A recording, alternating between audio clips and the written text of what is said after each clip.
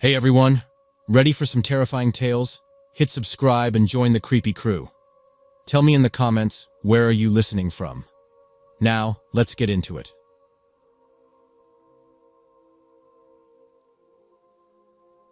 I'm Sam, best friend of a popular streamer named Greg. We rented a house together near San Jose, splitting the bills while he chased his dream of making it big online. And he was getting there, fast.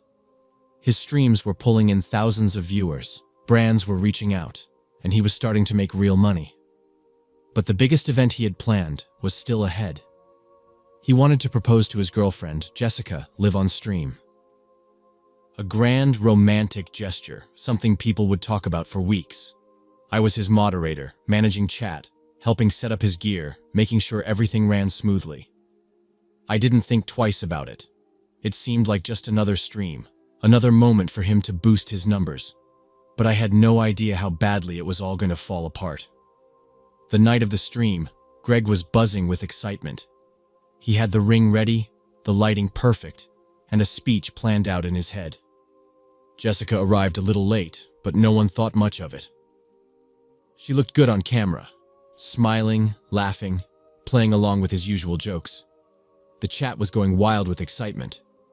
But then something changed. It started with a few random messages. At first, I ignored them. Trolls were common in his chat, and whenever a big event happened, people loved stirring up drama. But then more messages came in, all saying the same thing. They weren't just trolling, they were accusing. She's cheating. Check her phone. With his best friend, you. I froze. I knew I hadn't done anything, but the messages kept flooding in. People were tagging Greg, trying to get his attention. A few even started posting screenshots, DMs, photos, timestamps. My stomach twisted. Greg was still talking, completely unaware.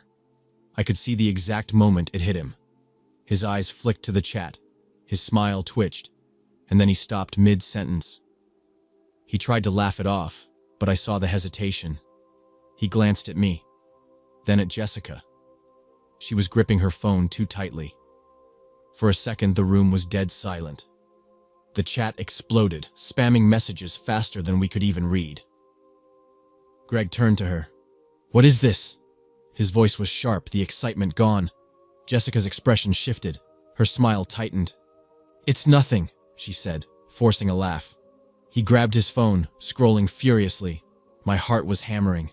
I had no idea what he was looking at. But his face was changing. Anger, disbelief, hurt. He stood up so fast his chair tipped over. "You lied to me?" His voice cracked. Jessica reached for him. "Greg, stop. We're live." That only made it worse. His breathing was heavy. His hands were shaking. I wanted to say something, anything. But my mind was blank. And then he did something I never expected. He ended the stream. Just like that. Everything cut to black. No goodbye, no explanation. Just silence. Jessica left immediately. She didn't argue, didn't try to explain. She just walked out. Greg locked himself in his room. I knocked, tried to talk to him, but he didn't answer. Hours passed. The house was too quiet. My phone was blowing up. Texts from viewers, other streamers, even people we barely knew. Everyone wanted to know what had happened. But I had no answers. I stayed up late, waiting for Greg to come out. But he never did. When I finally went to bed, I couldn't shake the feeling that something was really, really wrong. The next morning, I woke up to complete silence. Greg's door was still closed. I knocked. No answer. I knocked again. Still nothing. A sick feeling crawled up my throat. I tried the handle. Locked. Something was wrong. I grabbed the spare key from the kitchen drawer, my hands shaking. I hesitated for just a second before unlocking the door. Greg was there, lying in bed, completely still. His face was too pale, his lips slightly parted. On the nightstand was a half-empty glass of water. Beside it, a bottle of pills. My stomach dropped. I ran to him, shaking him, calling his name. Nothing. His skin was cold. My hands started trembling. I fumbled for my phone, my brain barely processing what was happening. I dialed 911, my voice breaking as I tried to explain. The paramedics came fast, but I already knew. They tried everything: CPR, defibrillator, injections. But Greg was gone. I stood in the hallway, barely breathing, watching as they covered him with a sheet. Jessica wasn't answering her phone. The chat, the viewers, the entire internet. None of them knew yet, but they would. And when they did, it would turn into a circus. The police asked me questions. When did I last see him? Had he said anything? Was there a note? There wasn't. Just silence. And I knew that nothing was ever going to be the same again. The news spread fast. By the time the police finished their initial investigation, Twitter, Reddit, and every streaming forum were flooded with theories. Greg's death wasn't just a tragedy, it was entertainment for the internet. People dissected every second of the last stream, analyzing his facial expressions, slowing down the moment he read the chat, pointing out how Jessica's hand clenched when he confronted her. But the worst part? The accusations. Some blamed Jessica, said she must have driven him to it. Others claimed it wasn't a suicide at all, that someone had poisoned him. And then there were the ones who turned on me. I woke up to my name trending. Messages flooded my inbox. Murderer. Traitor. You killed him. Someone had pulled an old clip from months ago where Greg jokingly accused me of stealing his snacks, twisting it into proof of my supposed betrayal. Screenshots of private messages, completely out of context, were being used as evidence that I had a motive. And then the police showed up at my door. They took me in for questioning, not as a suspect. At least that's what they said. But as the last person to see Greg alive. I sat in that small, suffocating room for hours, answering the same questions over and over. Did he seem different lately? Was he depressed? Did he take any medication? Did he ever talk about hurting himself? I told them the truth. Greg had been fine. Maybe a little stressed, but no more than usual. He was excited about the proposal. He had no history of depression, no known health issues. None of it made sense. Then they asked about Jessica. Have you spoken to her since last night? I hadn't. No one had. She wasn't answering calls, wasn't posting online. She'd vanished. That was when the lead detective leaned forward and dropped the real bombshell. Toxicology had come back. Greg hadn't overdosed. He'd been poisoned. I felt my stomach drop. I was released later that night, but it didn't matter. By then, the internet had already made up its mind. To them, I was guilty. Even the people who didn't outright accuse me acted like I was lying. He knows more than he's saying. He was jealous of Greg's success. Why wasn't he more emotional? I lost my job. Sponsors cut ties. Friends stopped responding. My face was on every conspiracy thread, every YouTube deep dive video, every live stream dedicated to uncovering the truth. And Jessica was still missing. Days passed, then a week. The cops were looking for her, but nothing. And then, just when people started saying she must have skipped town, the story took another turn. A hotel maid in San Diego found her, dead, same poison. That was when everything exploded. The theories spiraled out of control. Some people claimed Greg had poisoned her before taking his own life. Others said she'd killed Greg and then, overcome with guilt, taken the poison herself. And then there were the ones who thought the real killer was still out there. Maybe a crazed fan, someone who wanted to punish them both. The police never found out for sure. They questioned everyone, family, friends, even distant acquaintances.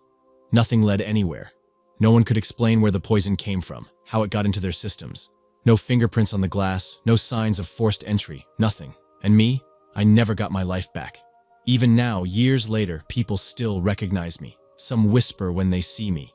Others straight up ask, "Did you do it?" As if I'll suddenly confess. Employers hesitate to hire me. Strangers online still send messages, still dig up old clips, still make new documentaries trying to prove something that never happened. The worst part is, sometimes I catch myself wondering, what if I missed something? What if there was something off that night?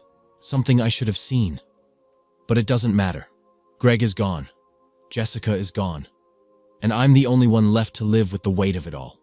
Be careful who you trust. Be careful what you share online. And most of all, be careful what you believe. Because once the internet decides you're guilty, the truth doesn't matter.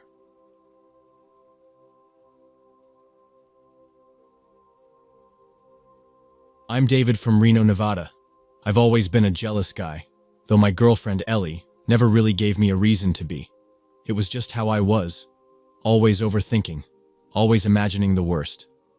My friends knew this about me. They thought it was funny.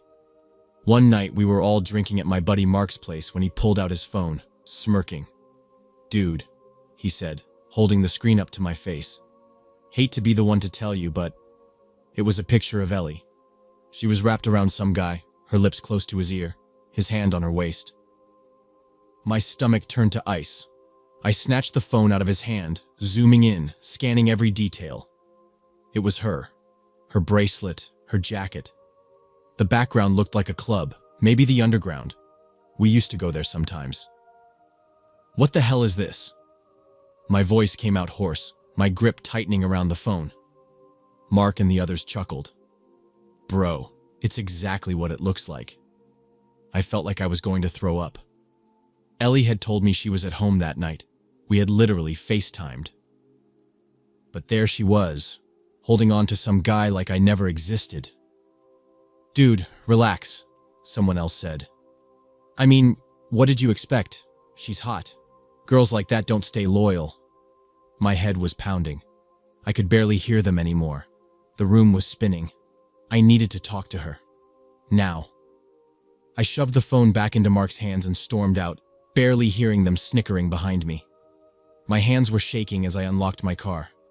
I knew where she'd be, at her apartment. That's where she always was on Sunday nights. I sped the whole way there, my mind racing, my breath shallow. The moment I got to her door, I pounded on it so hard the whole hallway shook. "Ellie, open the damn door!" I heard movement inside. Then, cautiously, she pulled it open a crack. She looked surprised, confused. "David, what's wrong?" I shoved the door open, forcing her back. "Don't act like you don't know," I snapped, holding up my phone, pulling up the photo. "Who the hell is this?" She blinked, then looked at the screen. Her expression twisted in confusion. "What? David, that's not... Don't lie to me." My voice was shaking. I felt like I couldn't even control it. "I know where you were. I know what you did." Ellie took a step back, holding up her hands. "David, listen to me. That's not real. That's not me. That's a fake photo." I laughed bitterly. "Fake? Are you kidding me? That's you, Ellie. Right there. Don't even try to deny it." She was shaking her head, her eyes wide with something I couldn't place. Fear? Desperation? "David, please. Someone edited this. I swear on my life, I was at home. We FaceTimed. Remember?" I did remember. But my blood was boiling. The image was burned into my brain. My friends wouldn't just lie like that. I paced the room, running my hands through my hair. "You're seriously telling me that's not you?" She took a step forward, reaching for my hand. "David, I love you. I would never do that to you." I jerked away. "Then explain the damn picture." She was breathing fast now. Her face was pale. "Please, you have to believe me. Someone did this to mess with you." I could hear Mark's laughter echoing in my head. I could see the smug look on his face when he showed me. Ellie was lying. She had to be. And the worst part? She was good at it. Ellie's voice became desperate, trembling. "David, you're scaring me." I didn't care. I was too far gone.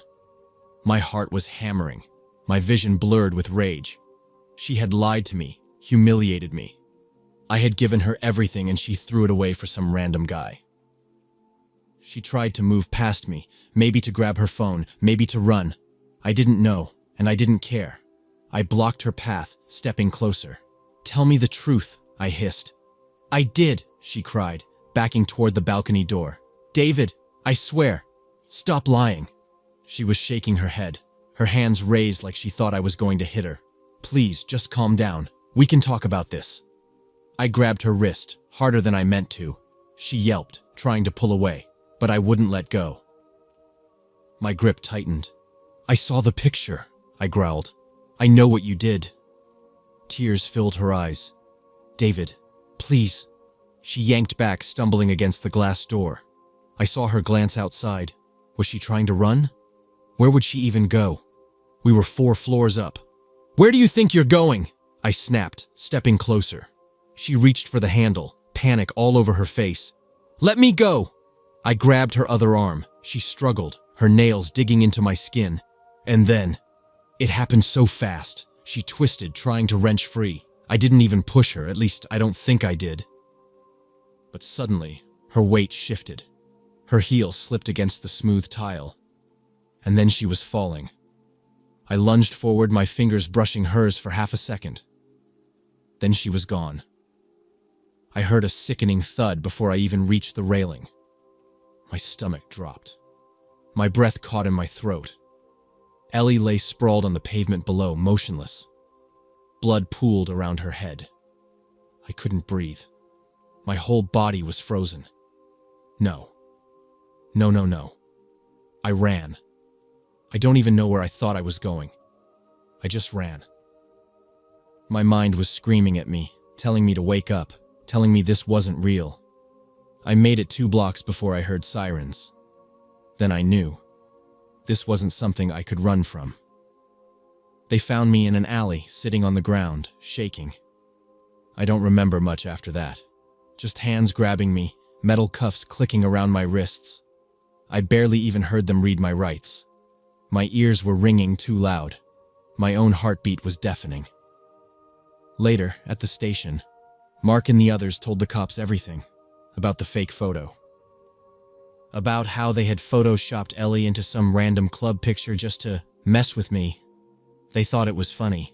She was dead because of a joke. The trial was a blur. The prosecutor called it second-degree murder. The jury agreed. Mark and the others got time too, for obstruction, for tampering with evidence, for playing a part in all of this. But it didn't matter. Nothing changed the fact that Ellie was gone. I sit in my cell now, staring at the ceiling, playing that night over and over. If I had just listened, if I had just stopped. But I didn't. And now, the only person who ever really loved me is dead. Because of me.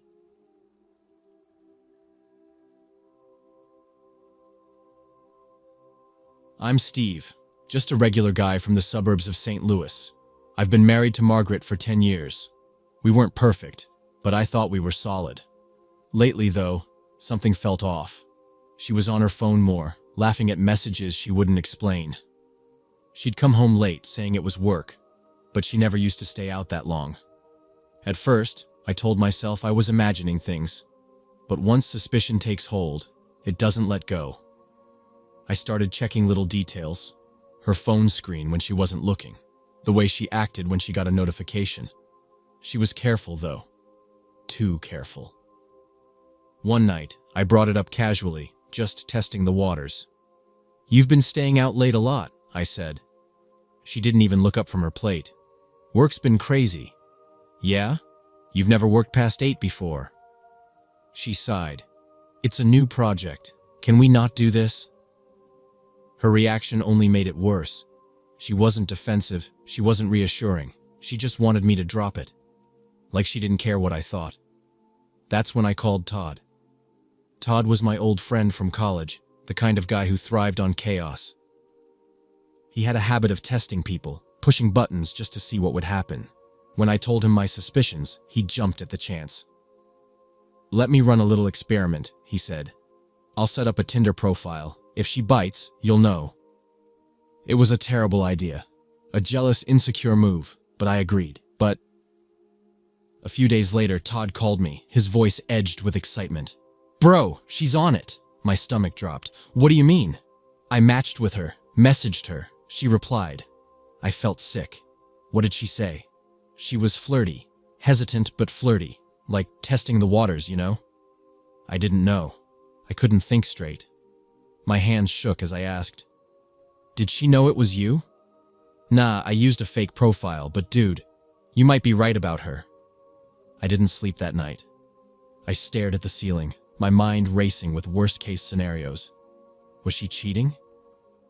Was she planning to leave me?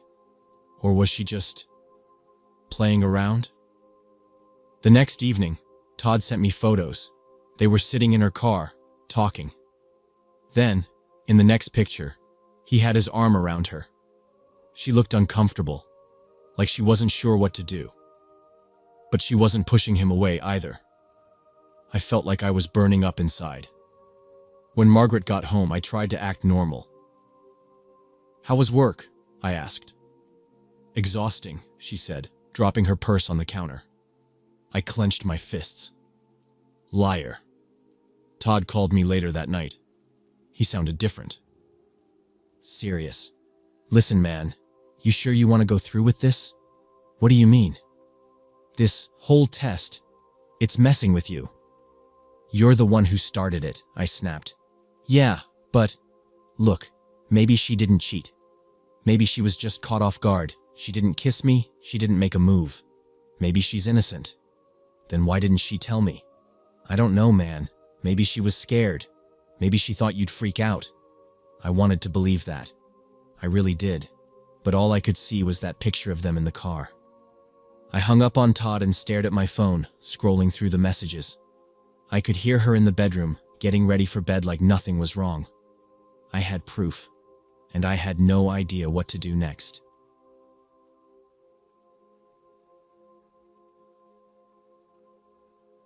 My name is Sarah, and I live in a nice suburb just outside Denver. My husband, Rick, is well off. We've been married for almost 10 years, and I never had a reason to doubt him. He was always busy with work, constantly traveling, but he made sure I had everything I needed. Nice clothes, a big house, private schools for the kids. From the outside, we had the perfect life. But one night, as I was lying in bed, I noticed his phone screen light up. Normally I wouldn't have cared, but something made me look. Maybe it was intuition, or maybe I was just bored. I reached over and saw a name I didn't recognize. Some woman named Lauren. I hesitated, but my hands moved before I could stop myself. I opened the messages. He had been texting her for weeks, flirting, compliments, inside jokes, photos. Nothing outright incriminating, but it was clear. Rick had a thing for her. My stomach should have dropped. My heart should have pounded with rage or heartbreak. But instead, I felt something else. A cold, calculated thought formed in my head. If he was willing to lie to me, to betray me, then maybe I could use that to my advantage. I spent the next few days gathering evidence, screenshots, emails, anything I could find. I didn't confront him right away. Instead, I planned. I thought about divorce, but that would be messy, and I didn't want to split assets. I wanted more. I wanted control. A week later, I sat across from him at dinner, sipping my wine, and casually slid my phone across the table. "You should really be more careful," I said. Rick glanced at the screen, and I saw the color drain from his face. He knew immediately. He swallowed hard, setting his fork down. "Sarah, I'm not interested in a divorce," I cut in. "I just want what I deserve." At first, he tried to play dumb. He even laughed like I was being ridiculous. But when I made it clear I had everything, his expression changed. He realized I wasn't bluffing. For the first few weeks, it worked. I started asking for more money, expensive trips, jewelry, bigger allowances. At first, he paid without hesitation, probably out of guilt. But then, I saw the shift.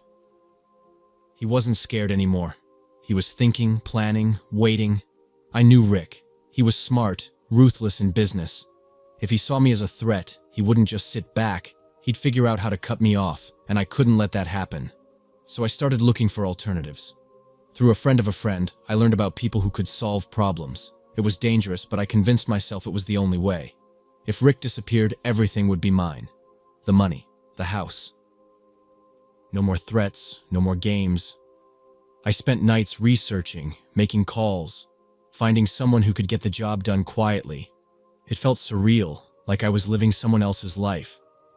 But the deeper I got, the more real it became. I was past the point of turning back. Then one night, as I was finalizing the plan, Rick walked into my office. His face was calm, but his eyes told a different story. He knew. Maybe he had been watching me. Maybe he had his own people looking into things. "You think I don't see what you're doing?" he asked. I forced a laugh, playing innocent. "What are you talking about? You've been getting desperate, and that's dangerous." He leaned in, lowering his voice. "For both of us." I felt my hands go cold. He wasn't scared anymore. If anything, he was warning me. And I had no idea what he was capable of. I had to act fast. The night I was supposed to meet the guy, my hands wouldn't stop shaking. I told myself it was just nerves, that everything would be fine. We agreed on a cash payment. Half up front, half after the job was done. No paper trail, no questions. It was supposed to be simple. I parked in a quiet lot near a rundown bar on the outskirts of town.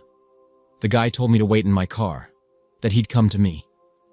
My heart pounded as I checked the time, 9:42 p.m.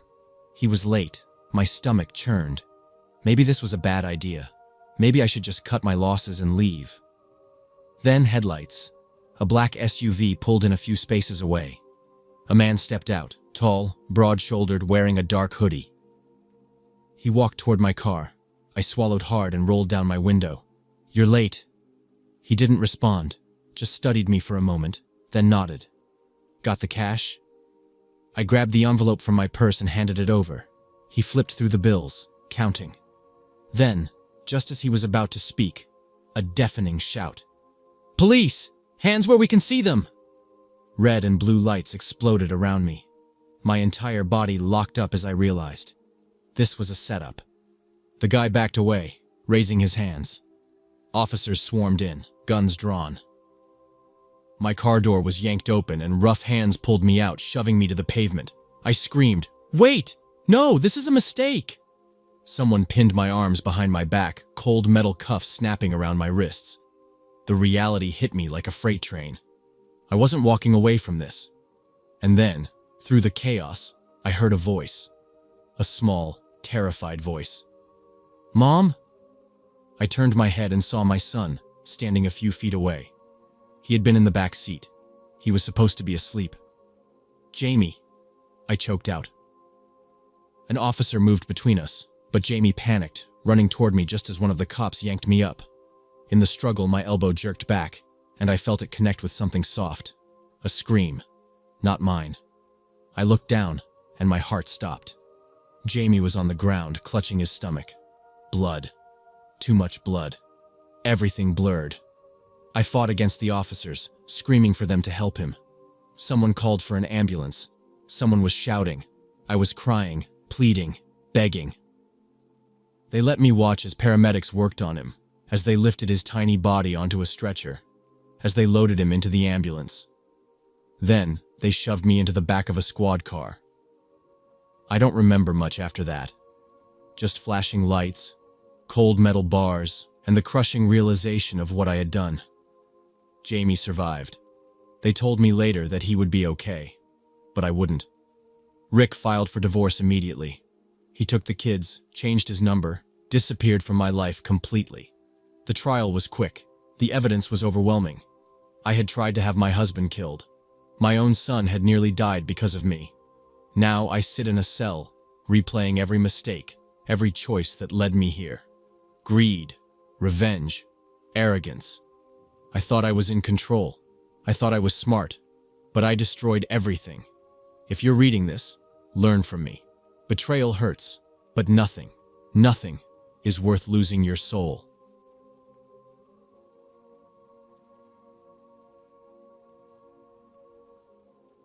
I'm Megan, from a quiet suburb just outside Houston. My father, Jack, was the kind of man everyone seemed to respect. He worked hard, provided for us, and made sure my brother and I never went without. He and my mom had been together for over 20 years, and while their relationship wasn't always perfect, I never had reason to think there was anything seriously wrong. To me, he was just Dad. The guy who made Sunday breakfast, who took us on road trips, who laughed too loudly at his own jokes. But sometimes at night he would leave. Not every night, not even every week, but enough that it became a pattern. He never gave an explanation, just grabbed his keys and walked out the door. When I was little, I never questioned it. He was an adult. Adults had responsibilities, things kids didn't understand.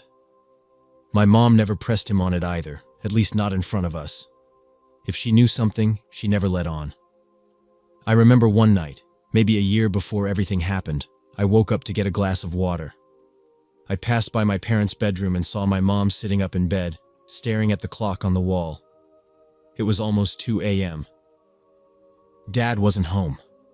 She didn't say a word when he finally walked in an hour later, but I could tell from the look on her face that she was wide awake and that she had been waiting.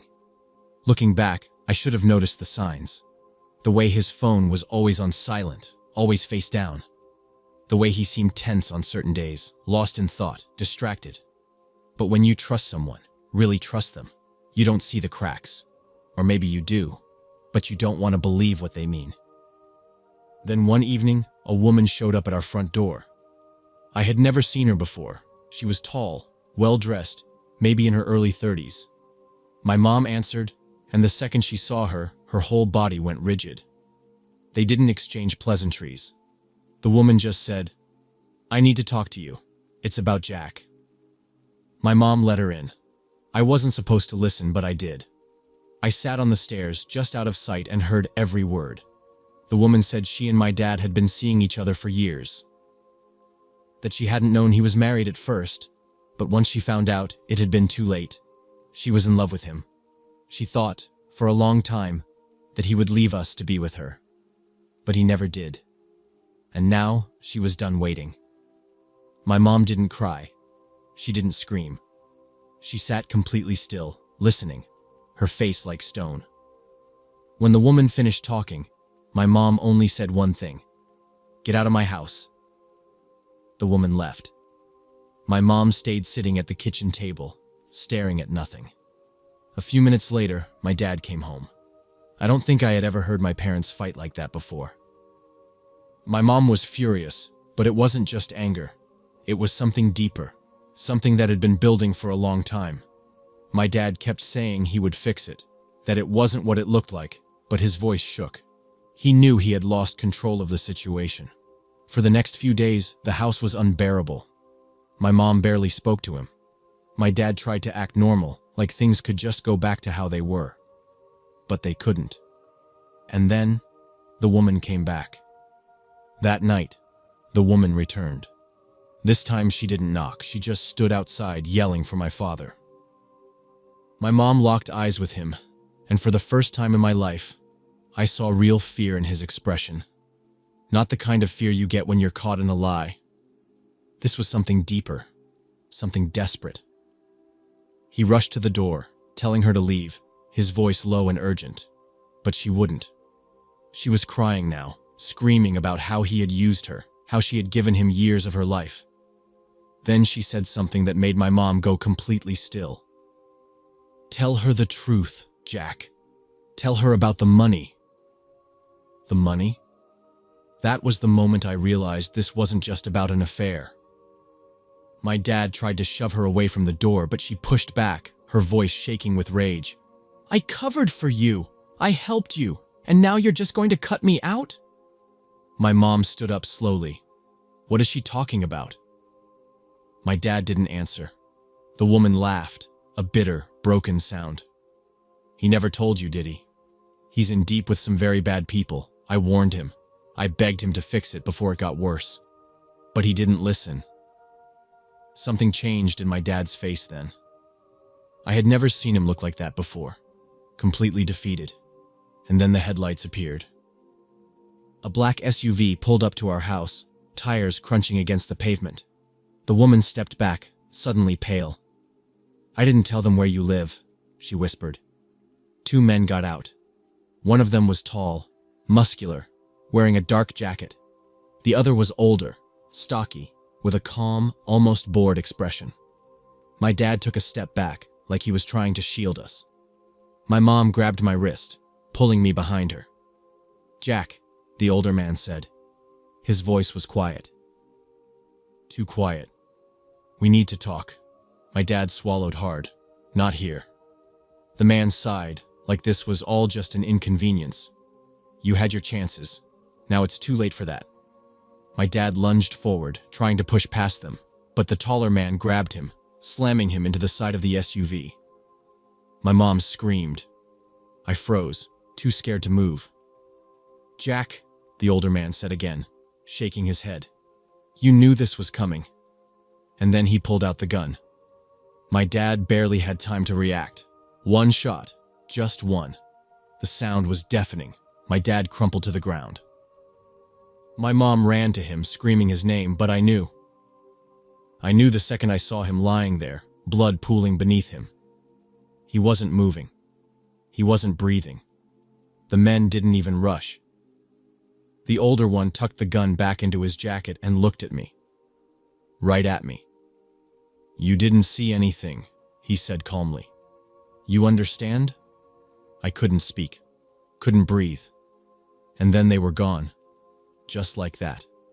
The woman, my dad's mistress, was still standing there, her face pale, her hands shaking. She looked at my mom, then at me. I didn't think, she started, but my mom cut her off. Get out. She left, and I never saw her again. The police came, of course. There was an investigation. But there were no fingerprints, no security cameras that caught anything useful. Just my mom and me, two witnesses who were too terrified to say anything. The case went cold. My mom didn't go to jail for what happened, but in a way, she was punished all the same. She lost everything. The house, the life she thought she had, and most of all, my dad. I still think about that night, about the choices he made, the secrets he kept, about how one mistake, one lie, can spiral out of control until there's no way out. I used to believe my dad was a good man, but now I'm not sure. Maybe he was, maybe he wasn't. All I know is that his double life caught up with him, and it cost him everything.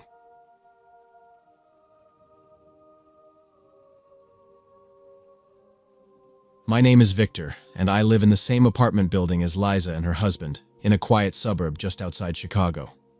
It's the kind of place where neighbors nod to each other but don't really talk unless they have to. Liza, though, she talked. Not a lot, but just enough for me to notice when something was wrong. She had this habit of staring out the window, for hours sometimes. I'd pass by in the hallway and see her sitting there, arms crossed, eyes locked on the parking lot like she was waiting for something. Or someone. One evening, as I was heading out to grab some groceries, she caught me by the elevator. Victor, she said, her voice low, like she didn't want anyone else to hear. Can I ask you something? I shrugged. Sure. She glanced over her shoulder before whispering, Have you ever seen my husband with another woman? I didn't know what to say. I wasn't the kind of guy who paid much attention to other people's business. But I had seen him coming home late, sometimes smelling like perfume. I'd even noticed a lipstick stain on his collar once when we passed each other in the hallway. I never mentioned it. I don't know, I said instead. Why? Liza swallowed hard, gripping the strap of her purse. I think he's cheating on me. She didn't cry, but her face had that tight, pained look of someone barely holding it together. I wanted to tell her to leave it alone, to walk away before she got hurt. But it wasn't my place. So I just nodded and said, I hope you figure things out. Over the next few weeks, I saw her anxiety turn into something else, something sharper. She stopped looking sad and started looking angry. The way she paced in the hallway, the way she flinched every time her phone buzzed. It was like she was unraveling, piece by piece. Then one night, I heard her yelling. Not just arguing. Screaming. I was in my apartment, scrolling through my phone, when her voice cut through the walls. I couldn't make out all the words, but one sentence hit me clearly. I'll deal with her myself. I froze. The way she said it, it wasn't just anger. It was something darker. I stood there, debating whether I should knock on her door, say something, do something. But what would I even say? Hey, Liza. Maybe don't do anything crazy? She wasn't my friend, just a neighbor. And this wasn't my problem, so I let it go. A few hours later, I heard a car pull up outside. I glanced out my window and saw a young woman step out, maybe mid-20s, pretty, wearing a tight dress and heels. She looked around like she wasn't sure she was in the right place. Then Liza was there. She stormed out of the building, her face twisted with rage. Before the woman could even react, Liza was on her, shouting, pointing a finger in her face. "You think I don't know who you are?" she screamed. "You think I don't know what you've been doing?" The girl took a step back, raising her hands defensively. "I don't know what you're talking about." "Liar!" Liza shoved her hard. The girl stumbled but didn't fall. Her face turned red, and she shoved Liza right back. I was watching from my window, gripping the curtain so tight my fingers hurt. This wasn't just an argument. This was about to turn into something worse. I should have gone outside. I should have done something, but I just stood there, heart pounding, watching it all unfold. The argument escalated fast. Liza and the woman were shouting over each other, their voices echoing through the quiet street. I could see the tension building, the way their hands clenched into fists, how their bodies leaned forward like they were one push away from disaster. Then it happened. Liza slapped her, hard. The sound cracked through the night like a gunshot. The woman gasped, eyes wide in shock, then lunged at Liza, grabbing her by the hair. They struggled, spinning in a chaotic mess of limbs and rage. Liza scratched at her face, and the woman yanked Liza's head down. They were locked together, pure fury driving them both. Then I saw the woman reach into her purse, a quick movement, desperate. I thought she was going for a weapon, but instead she pulled out a small canister, pepper spray. She didn't hesitate. Liza screamed, hands flying to her face as the mist hit her eyes. She staggered back, gasping, her body twisting in pain. And then, Liza did the same thing. Through the tears and burning, she fumbled in her own pocket and pulled out her own canister. She sprayed blindly, hitting the woman straight in the face. Now both of them were coughing, stumbling, half-blind, disoriented. But Liza was moving backward, away from the fight, trying to wipe her eyes, trying to breathe. She didn't see where she was going. I did. I saw the headlights before she even stepped onto the street. A car was coming. Fast. Too fast for a quiet neighborhood like ours. Maybe the driver didn't see her in time. Maybe they were distracted. Maybe they just didn't care. Liza took one last step back, and the car hit her full force. The impact was brutal.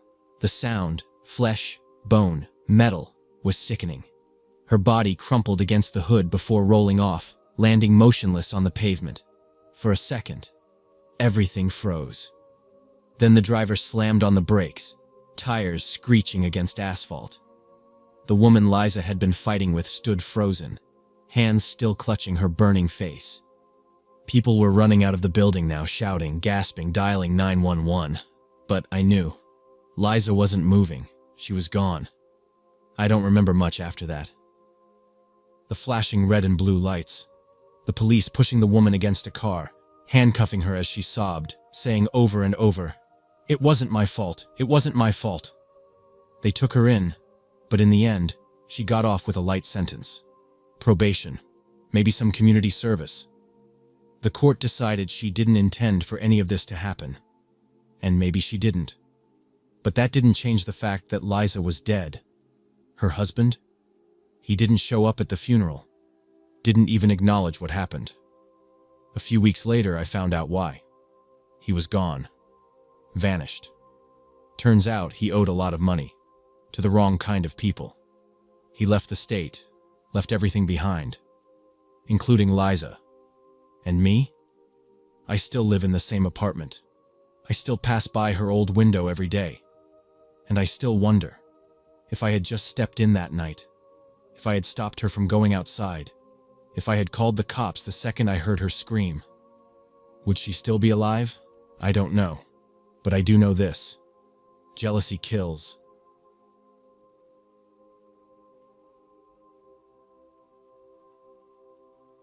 I'm Adam. I work in an IT company in Seattle. Been married for 6 years. We have a son. Life was good, stable, predictable. Maybe too predictable. I don't know when exactly it started, but I know how. The new intern, Kelly, blonde, young, full of energy. She laughed at my jokes, lingered in conversations just a little too long. At first, it was harmless. A few coffees together, inside jokes at work. But soon, messages at night. Then, meeting outside the office. I told myself it was nothing serious, just an escape from routine. Until it wasn't. It became a full-blown affair.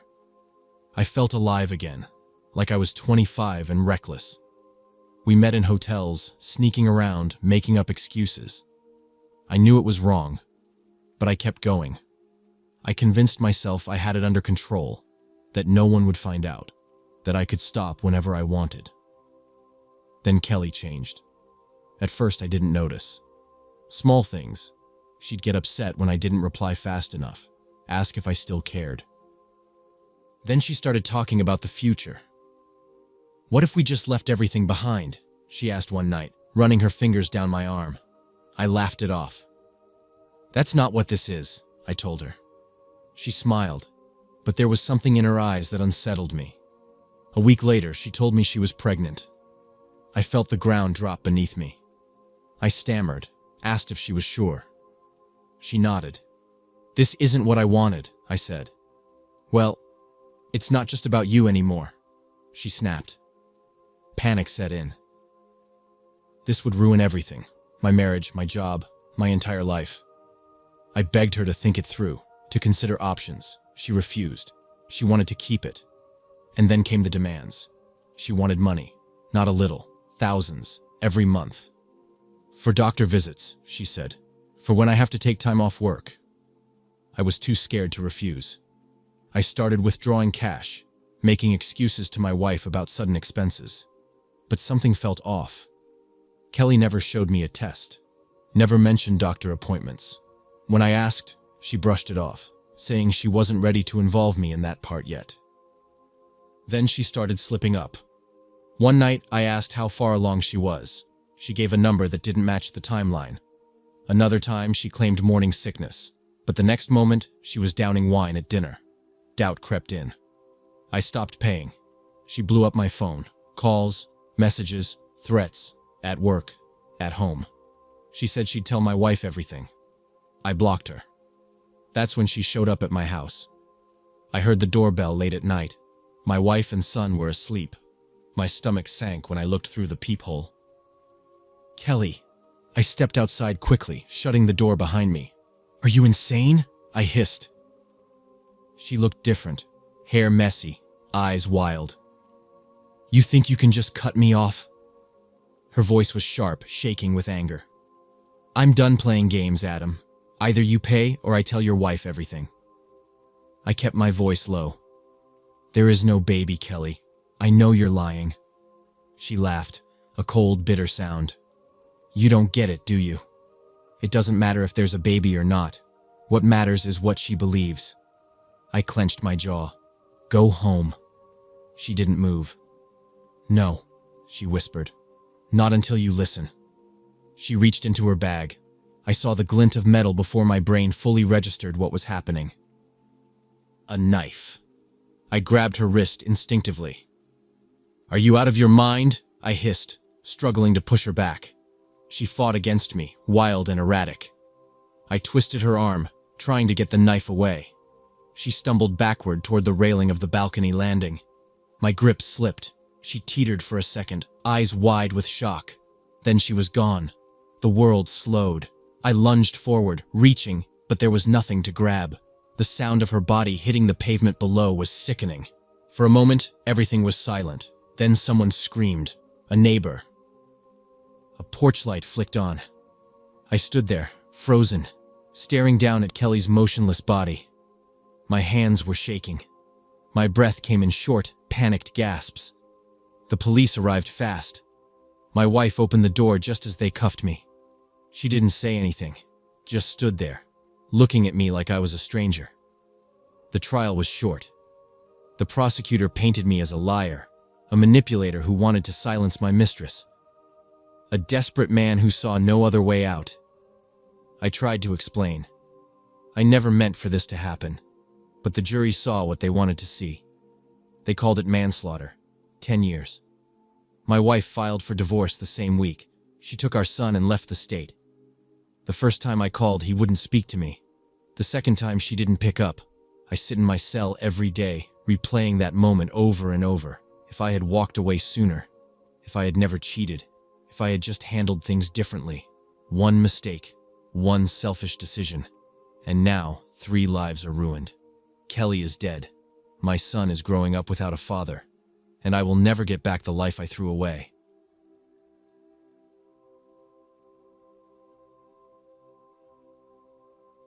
My name is George, and I live in a quiet suburb near Indianapolis. The kind of place where people mow their lawns on Saturday mornings and wave to each other from their driveways. My house is directly across the street from Mark's. We weren't close friends, but we talked sometimes. Neighbors exchanging small talk while taking out the trash or shoveling snow. Mark had a wife, Linda, and a 15-year-old son, Eric. They seemed like a normal family, at least from the outside. But I noticed something over time. A woman, young, maybe late 20s, would come over when Mark's wife wasn't home.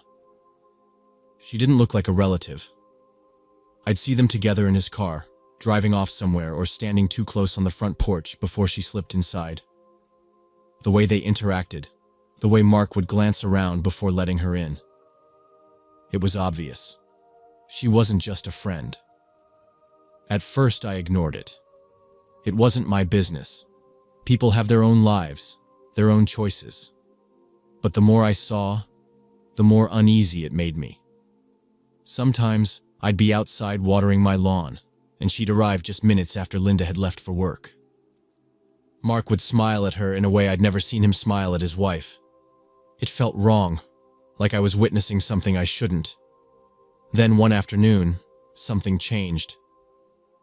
I was working on my car in the driveway when Eric came home from school earlier than usual. His backpack was slung over one shoulder, his hoodie pulled up, and he looked annoyed, like he'd had a bad day. He went up the front steps, pushed open the door, and froze. I saw it happen in real time. A second later, the woman appeared in the doorway behind Mark. Her hair was messy, her shirt wrinkled. Eric stood there, staring.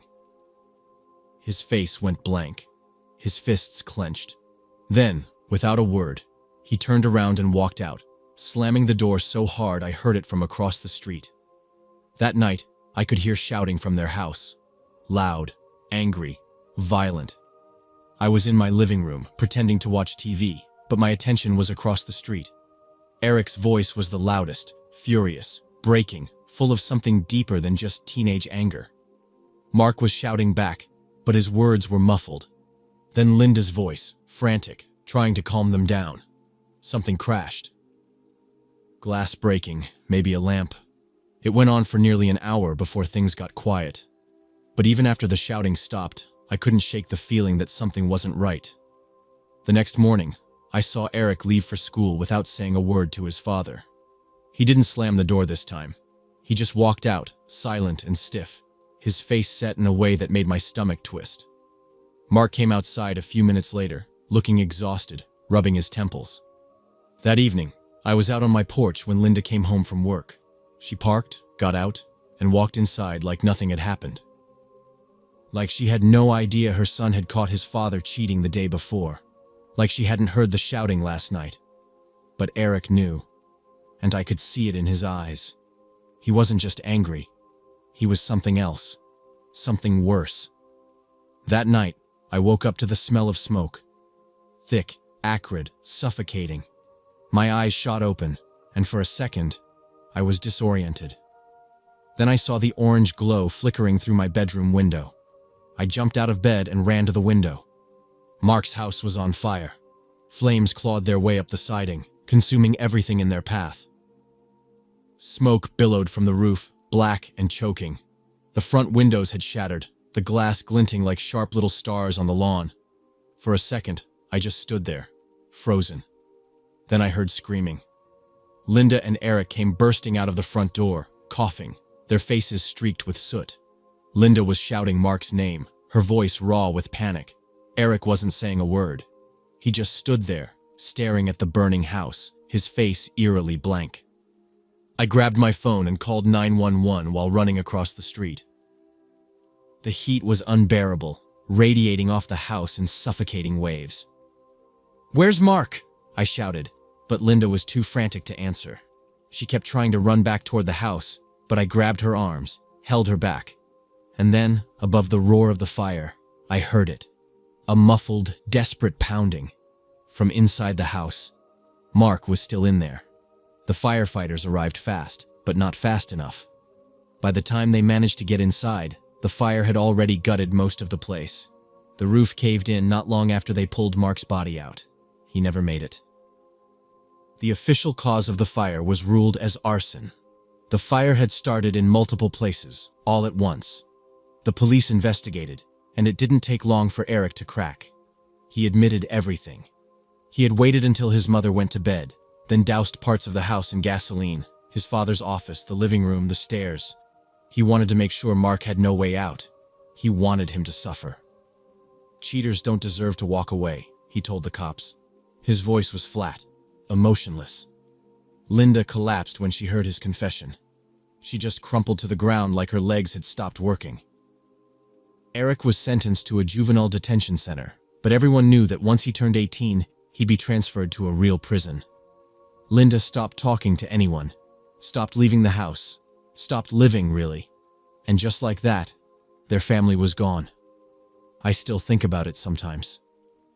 How one secret, one betrayal, can unravel everything. How anger can turn into something so much worse if you let it fester. And how sometimes, the worst monsters aren't the ones lurking in the dark. They're the ones sitting across from you at the dinner table.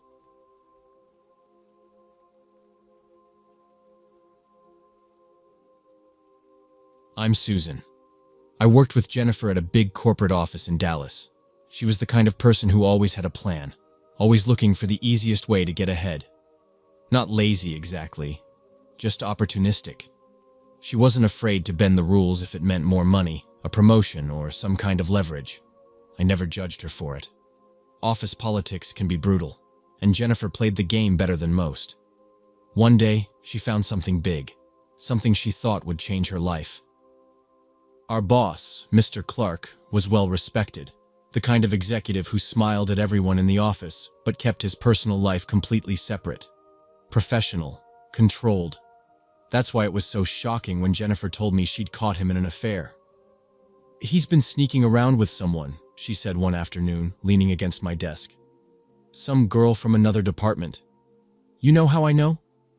She smirked, pulling up her phone. "Because I have proof." I didn't want to know. I didn't care who Clark was sleeping with. But Jennifer? She saw an opportunity. "I could ruin him," she whispered, excitement in her voice. "Or he could pay me to keep quiet." I laughed, thinking she was joking. But she wasn't. At first, it was small. Just a little pressure, a few comments that made Clark uneasy. She hinted that she had texts, maybe even pictures. She never showed them to me, but she didn't need to. I saw the change in Clark almost immediately. He started acting different, more reserved.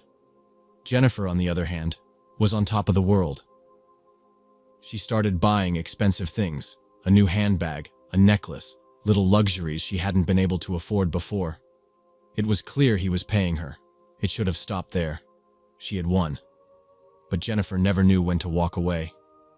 "He's good for it," she told me one evening while we grabbed drinks after work. "I just have to keep the pressure on." I didn't like it. Something about the way Clark was behaving made me uneasy. His usual calm was gone. He was distracted, tense. He wasn't just annoyed, he was afraid, and that made me afraid too. Then one day it changed. Jennifer stormed into the office, slamming her bag onto her desk. Her face was red, her hands shaking. "He said, 'I'm done,'" she muttered. "He said he's not giving me another cent." I didn't know what to say. Maybe it was for the best. Maybe she'd finally leave it alone. But she just scoffed, shaking her head. "He'll come around. He has no choice." I should have told her to stop. I should have made her see that pushing Clark any further was dangerous. But I didn't. The last time I saw Jennifer, she was sitting at her desk, typing furiously on her phone. I remember looking at her and feeling a deep sense of unease, like something was about to go terribly wrong. And then, she was gone. Jennifer didn't show up to work the next day. That wasn't like her.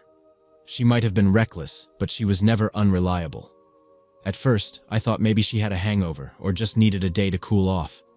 But when she didn't answer my texts, I got this awful feeling in my stomach. By the second day, her phone was going straight to voicemail. No social media updates, nothing. People in the office started asking if anyone had heard from her. I said I hadn't, but I didn't mention what I knew. By the third day, her roommate filed a missing person report. I tried to tell myself that maybe she had just skipped town, that maybe Clark had scared her into running. But then the news broke. They found her body on the outskirts of town. The details were horrifying. She had been strangled, the marks on her neck suggesting someone had used a belt or a rope. The police found her dumped in a shallow grave, barely covered. It was sloppy, rushed. Like whoever did it just wanted to get it over with. And not far from where she was buried, they found her phone. It was cracked, dirty, but still working. And inside, the messages, the photos, everything she had on Clark. The police put it together quickly. They pulled security footage from her apartment building, saw his car outside the night she disappeared, traced his phone records, found the messages between them, the threats, the panic. And then, the most damning evidence, when they went to question him, he was gone. They put out a warrant immediately, and 2 days later, they caught him trying to cross state lines. His car was packed. He had cash, fake documents, everything he needed to disappear. But it was too late for him. And too late for Jennifer. The trial was a spectacle. Clark sat there, stone-faced, as the prosecution laid everything out. His affair, the blackmail, the breaking point. He had snapped. Maybe he thought she wouldn't stop. Maybe he was just afraid of losing everything. Whatever the reason, he had decided she had to be silenced. I sat in that courtroom every day, listening to the details, thinking about how I should have told her to stop, thinking about how, deep down, I had known this was going to end badly. The jury didn't take long. Guilty on all counts. Now, when I think about Jennifer, I don't think about her ambition or the way she always seemed to get what she wanted. I think about how she underestimated how dangerous people can be when they feel cornered. And I think about how, sometimes, when you push too hard, you don't get a second chance to pull back.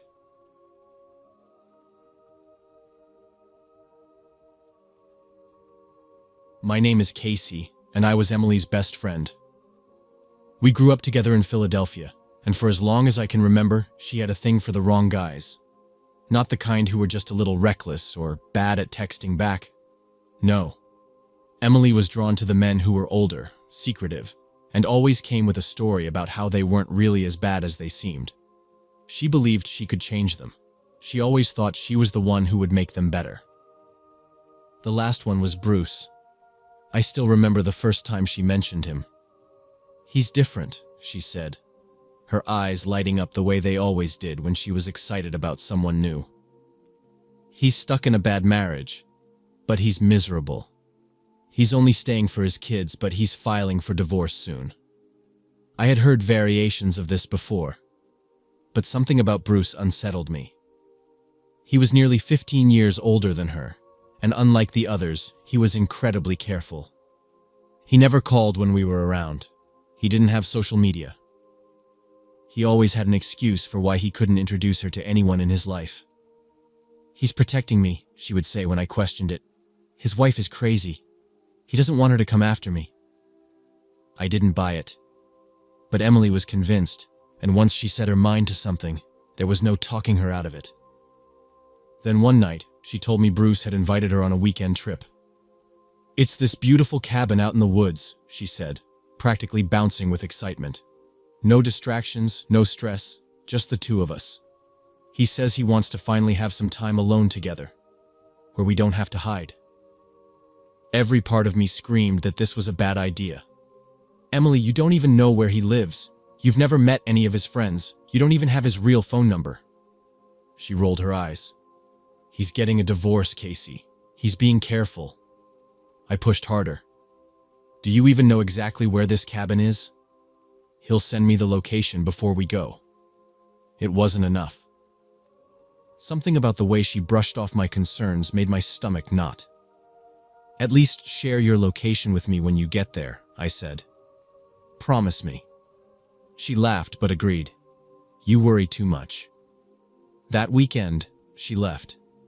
I watched her car pull out of my driveway, her hair whipping in the wind as she waved at me through the window. I had a bad feeling, but I told myself I was overreacting.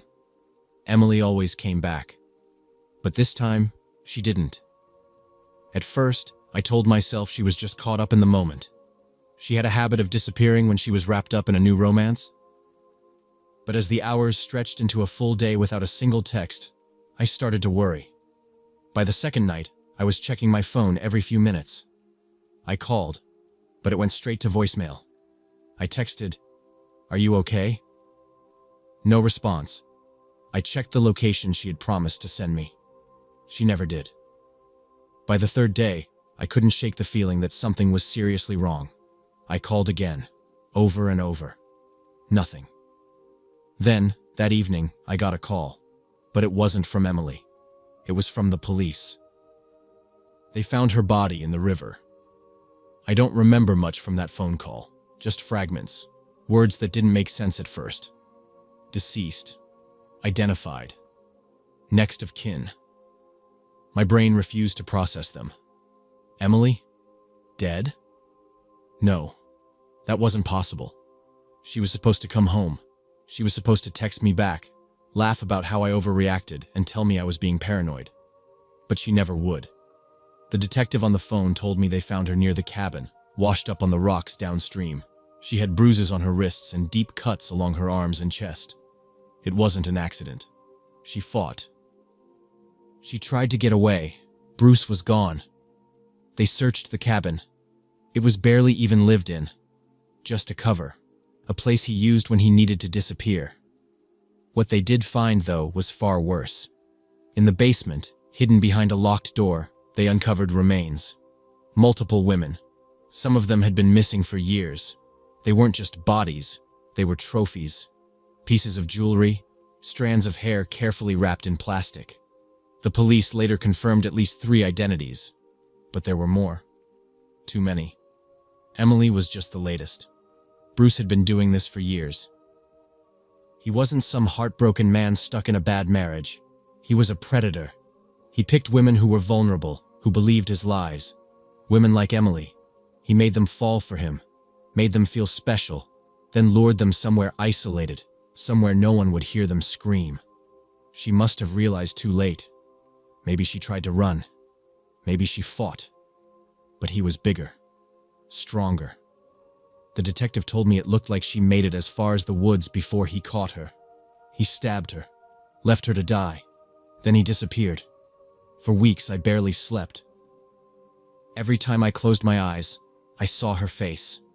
I imagined what her last moments must have been like, alone in the dark, bleeding, terrified. And I hated myself. I should have done something. I should have made her stay.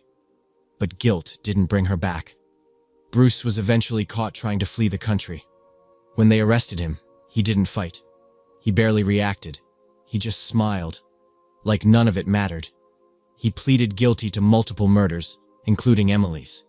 He never showed remorse, never explained why he did it. The trial was a formality. There was too much evidence. Now he's on death row, but it doesn't change anything. Emily is still gone.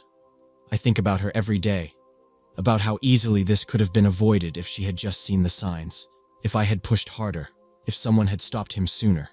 She always believed in love. She always wanted to see the good in people. But sometimes, there is no good.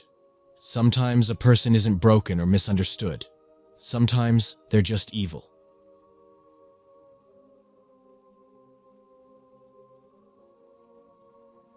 My name is Jake, and I lived next door to Andrew in an apartment complex in Portland. We weren't close friends, but we talked now and then, just neighborly small talk in the hallway or by the mailboxes. Andrew was the kind of guy who always had something going on, always in a rush, always juggling something. I never thought much about it until I realized exactly what, or rather, who, he was juggling. Andrew had two girlfriends, not one after the other, not an open relationship, two separate girlfriends who had no idea about each other. At least that's what he thought. Hannah and Mia. I saw them both coming and going from his place on different days, sometimes even hours apart. I didn't know how he kept up with it, but I guess he was good at lying. At first, it was just entertaining. A little drama playing out next door. I'd hear arguments through the walls sometimes, Mia asking him why he was acting distant, Hannah demanding to know why he couldn't commit. But he always smoothed things over. It wasn't my business, so I ignored it. Then, one night, I heard something that made me pause. It wasn't the usual muffled shouting. It was a sudden loud thud. A crash. Like furniture tipping over. Then silence. Too much silence. I stood in my living room, listening. A minute later, I heard Andrew's voice, low and tense. I couldn't make out the words, but something about his tone made the hairs on my arms stand up. Then, a door slammed and footsteps stormed down the hall. I told myself it was nothing, just another fight. But something about it felt different. Off. A few days passed, and things got weirder. I noticed something strange. Hannah and Mia weren't avoiding each other anymore. In fact, they were hanging out. Together. I saw them once by the parking lot, standing by Mia's car, talking in hushed voices. Another time, they walked past my door, laughing, but there was something sharp underneath it, something calculated. They both glanced at Andrew's door as they passed, and I swear I saw a flicker of something dark in their expressions. That's when it hit me. They knew. They had to. And they weren't fighting each other anymore. They were planning. I didn't say anything. What would I even say? "Hey, Andrew, I think your girlfriends are plotting something?" He would have laughed it off. And honestly, part of me thought maybe he deserved whatever fallout was coming. He played with their emotions, lied to them both. If they wanted to expose him or confront him, that was their business. But then things escalated. One evening, I was coming back from work when I ran into Andrew in the hallway. He looked off, jumpy. He kept glancing over his shoulder like someone was following him. His usual cocky grin was gone. "Hey man," I said, unlocking my door. "You good?" He let out a breath, running a hand through his hair. "Yeah, just some girl drama. You know how it is." I almost laughed. "Yeah, I think I do." He shot me a look, but before he could say anything, his phone buzzed. He checked it, and his face paled. He muttered something under his breath and practically ran into his apartment, slamming the door shut. That was the last time I saw him alive. That night, I woke up to a loud banging sound. 3, maybe 4 heavy thuds, like something hitting the wall. Then a sharp crash. I sat up in bed, heart hammering. It was coming from Andrew's apartment. I grabbed my phone, hesitated.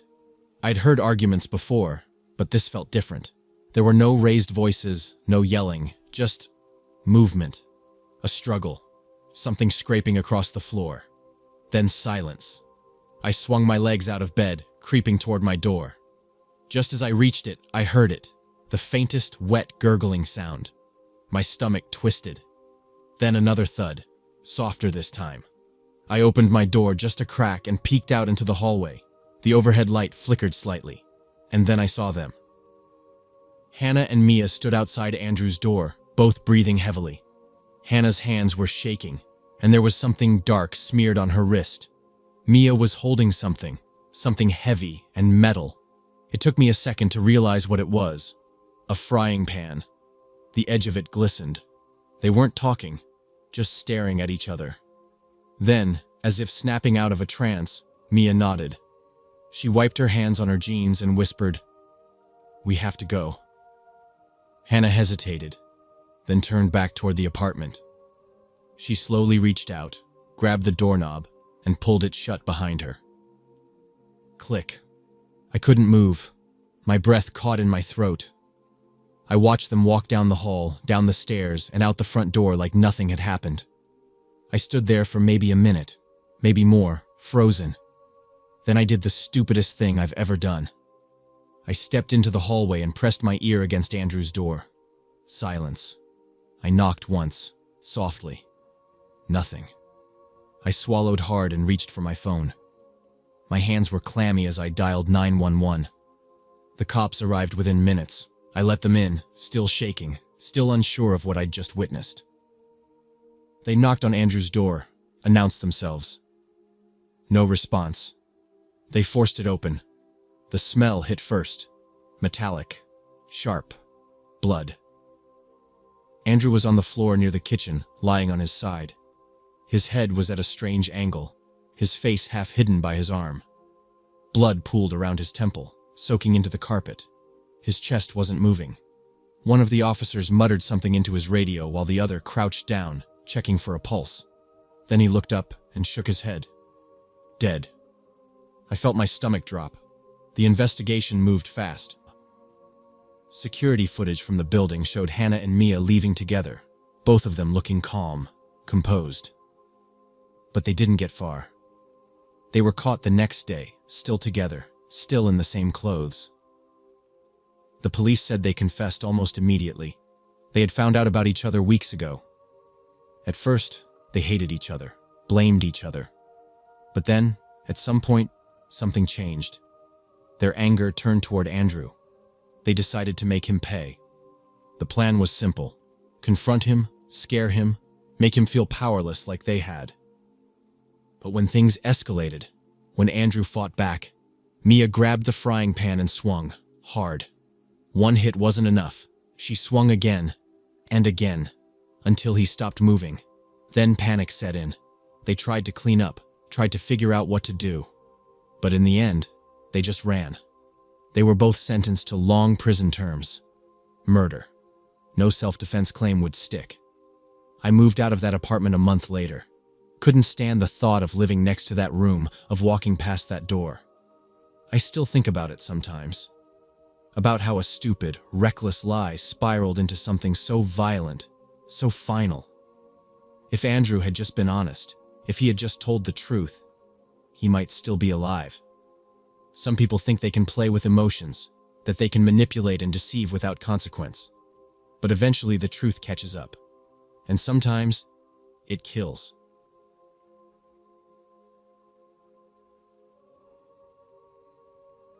I'm Kelly from Los Angeles.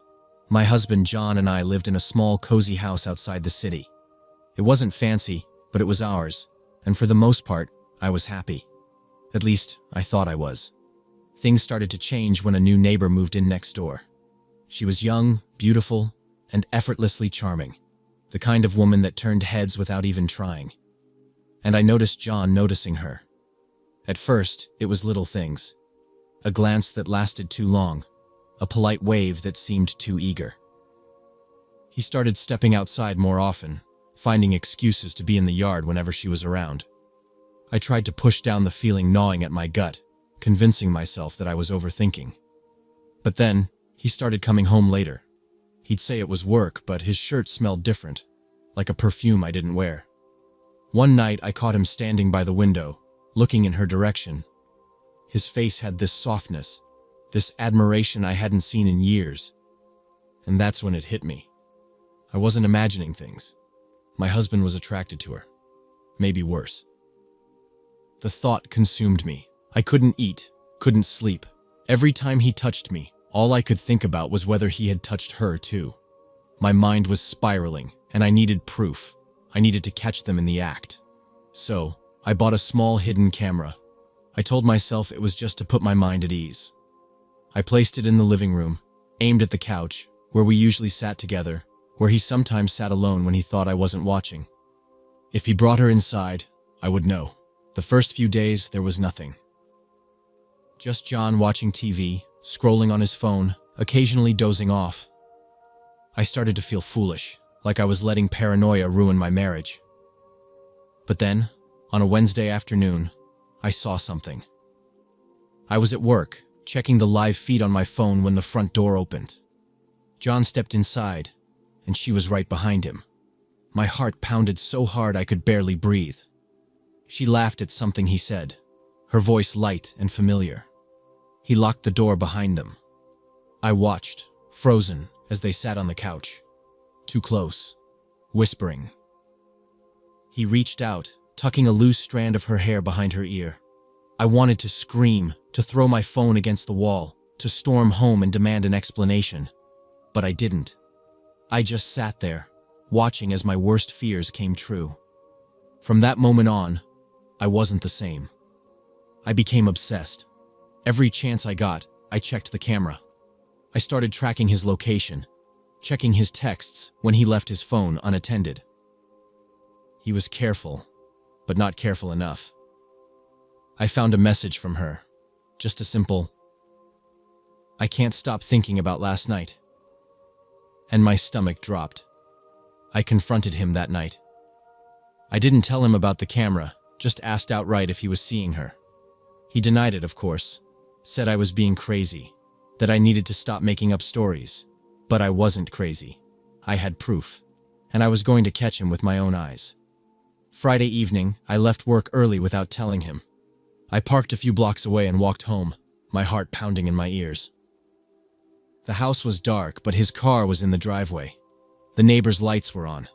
I crept inside as quietly as I could, every muscle in my body tense. The living room was empty, but I could hear soft voices coming from down the hall. The bedroom. My hands were shaking as I pushed the door open. There they were, John and her, sitting on the edge of the bed. Fully clothed, but close. Too close. And then he did it. He reached for her hand, pulled her into a hug. I don't remember what I felt in that exact moment. No sadness, no heartbreak. Just pure, blinding rage. I don't remember grabbing the knife. I don't even recall stepping forward. All I knew was the roaring in my ears and the fire in my chest. My vision blurred. My breath came in short gasps, and before I knew it, I was lunging. John barely had time to react. He jumped back, his hands raised, his mouth open like he was about to say something. But I wasn't aiming for him. I was aiming for her. The woman who had ruined my marriage. The woman who had stolen my husband. The blade sank in before I even realized what I had done. She gasped, a short, sharp sound, then stumbled backward, her hands flying to her stomach. Blood seeped through her fingers, a dark, growing stain on her shirt. Her mouth opened, but no words came out. She just looked at me, eyes wide, as if she couldn't believe it. I stepped back, the knife still in my hand. My own breath was shaky, uneven. The room felt too small, the walls closing in. John's voice was screaming something, but I couldn't hear him. She staggered, tried to take a step, and then she collapsed onto the floor. Everything after that was a blur. John was on his knees beside her, pressing his hands against the wound, yelling at me to call 911. But I couldn't move. My legs felt like they were made of lead, my fingers locked around the handle of the knife like they were frozen in place. By the time I heard the sirens, she wasn't moving anymore. The police arrived first. I don't remember much, just flashing lights, voices talking over each other, rough hands pulling my arms behind my back. Someone was asking me questions, but I couldn't answer. I just stared at her body, my mind unable to process what had happened. They took me away. I don't even know if John followed. The trial was quick. The evidence was clear. I had walked into my own house and attacked an unarmed woman. The jury didn't care that I had been betrayed, that I had been pushed to the edge. All they saw was a jealous wife with a knife. 25 years. No parole. John never visited. He divorced me as soon as he could, took the kids, and left the state. I heard he started over, that he got remarried. Sometimes I wonder if he ever thinks about me, if he ever feels guilty. But deep down, I know the truth. He moved on. He got to keep living his life. And me? I lost everything over a moment of blind rage, over a man who was never worth it.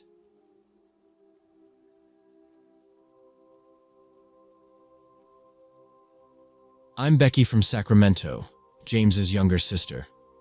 My brother was getting married to Ashley, a stunning, elegant woman who had the kind of presence that made people stop and stare. They seemed like the perfect couple, at least from the outside. Ashley was poised, always composed, and James had always been the charming one, the guy who could talk his way out of anything. But the night before the wedding, something felt off.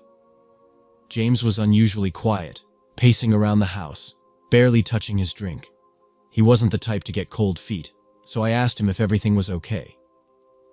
He brushed it off, said it was just nerves, but his hands were shaking when he lit a cigarette.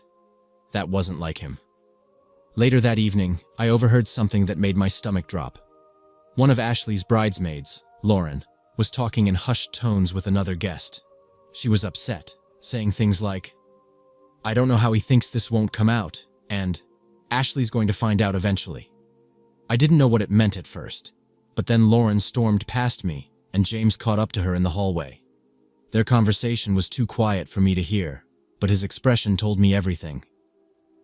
James wasn't just nervous, he was hiding something. I didn't want to assume the worst, but I had a terrible feeling. When I got a moment alone with Lauren, I asked her directly, and she hesitated before finally saying, "Your brother and we made a mistake." She looked guilty, but not exactly regretful. It was a while ago, but it didn't stop when it should have. I felt sick. James had been sleeping with Ashley's bridesmaid. I didn't know what to do. If Ashley found out before the wedding, it would be a disaster. But if she found out after, that might be worse. I thought about telling James to come clean, but he was already so on edge. So I kept quiet, hoping, praying, that somehow it would all blow over. I was wrong. The wedding day started beautifully. The ceremony went off without a hitch, and Ashley looked radiant in her dress. James, despite his nerves, managed to keep himself together. For a moment, I thought maybe we had made it through. Maybe Lauren had kept quiet. Maybe no one else knew. But during the reception, things started to shift. Ashley was smiling, but there was something in her eyes, something cold, calculating. She watched James too closely, laughed a little too hard at jokes that weren't funny. I tried to shake the feeling that something was off, but it was impossible to ignore. Then, by pure accident, I walked in on something that sealed it. I had stepped out to grab a drink, weaving through the back hallway of the venue when I saw them, James and Lauren, hidden in a dimly lit corner, whispering. Before I could react, she leaned in and kissed him. And worse, he kissed her back. My heart sank. I wanted to scream at him, shake him, do something, but instead I backed away before they could see me. I needed to think. I needed to figure out if I should tell Ashley, if I should confront James. But before I could make a decision, I realized something chilling. Ashley already knew. As I returned to the ballroom, I saw her standing near the head table, staring at James and Lauren with an expression I can only describe as dangerous. Someone must have told her, or maybe she had already suspected it all along.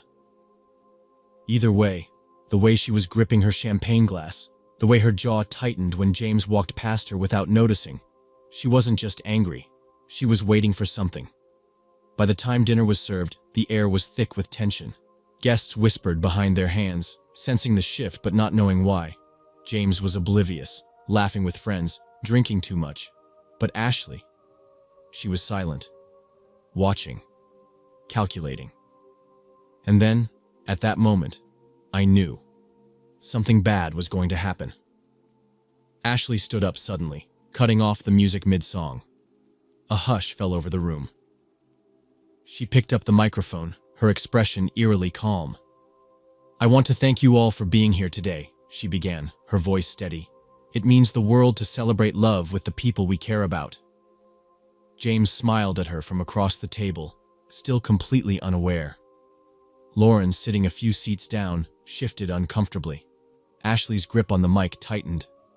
"But," she continued, glancing at James with a look that made my stomach turn, "I just found out something interesting." A murmur spread through the crowd. James frowned, glancing at me like I might know what was happening. I wanted to warn him, tell him to run, but it was already too late.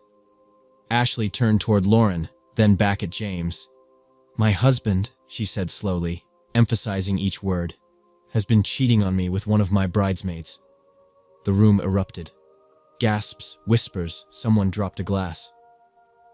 James shot to his feet, hands raised as if he could stop what was coming. Ashley, let's talk about this. Talk? She laughed bitterly. You want to talk now? After you've humiliated me in front of everyone? Her voice cracked, her carefully composed exterior starting to crumble. Lauren had gone pale, her hand over her mouth.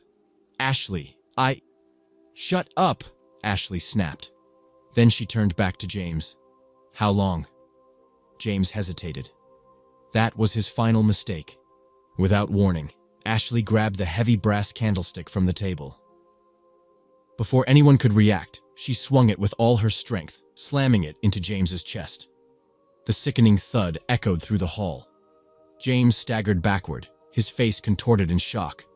His hands went to his chest, where blood was already spreading across his white dress shirt. He opened his mouth like he wanted to say something, but no words came out. Then he collapsed. Screams erupted. Guests jumped to their feet. Some ran. Some stood frozen in horror. Someone yelled for an ambulance. But I knew, just by the way he lay there unmoving, that it was over. Ashley dropped the candlestick with a loud clang. She wasn't crying. She wasn't shaking. She just stood there, staring down at him. I won't be made a fool of, she murmured. Security rushed in, tackling her to the ground as she let them. Her wedding dress, once pristine, was now stained with blood. I dropped to my knees beside James, pressing my hands against his chest. But it was useless. His eyes were open, staring at nothing. My brother was gone. The wedding turned into a crime scene. The police swarmed the venue, questioning everyone. Ashley was arrested in front of all our friends and family, her hands cuffed behind her back, her dress trailing behind her like a ghost of the life she just destroyed.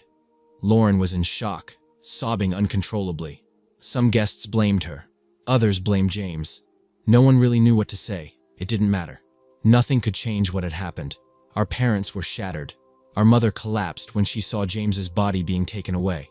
Our father, usually a man of few words, just stood there, staring at the floor, whispering James's name over and over.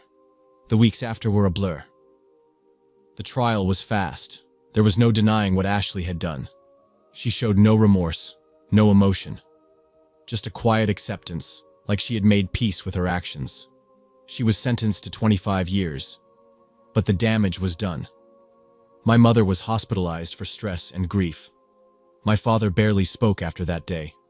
I lost not just my brother, but my entire family as I knew it. And for what? A secret, a betrayal, a moment of rage. If I had said something earlier, could I have stopped it? I ask myself that every night. I don't know the answer, but I do know this. Love and betrayal are a deadly combination. And sometimes, the truth doesn't just set you free. Sometimes, it kills you.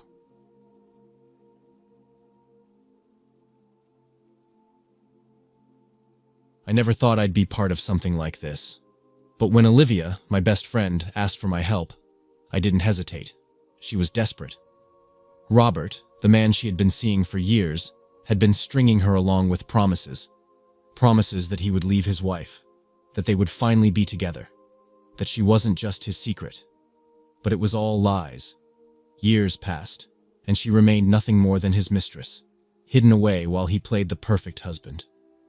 We lived in Baltimore, a city where people did what they had to do to get ahead. And Olivia had a plan. She wanted revenge, not to hurt him, she swore, just to scare him, to make him pay.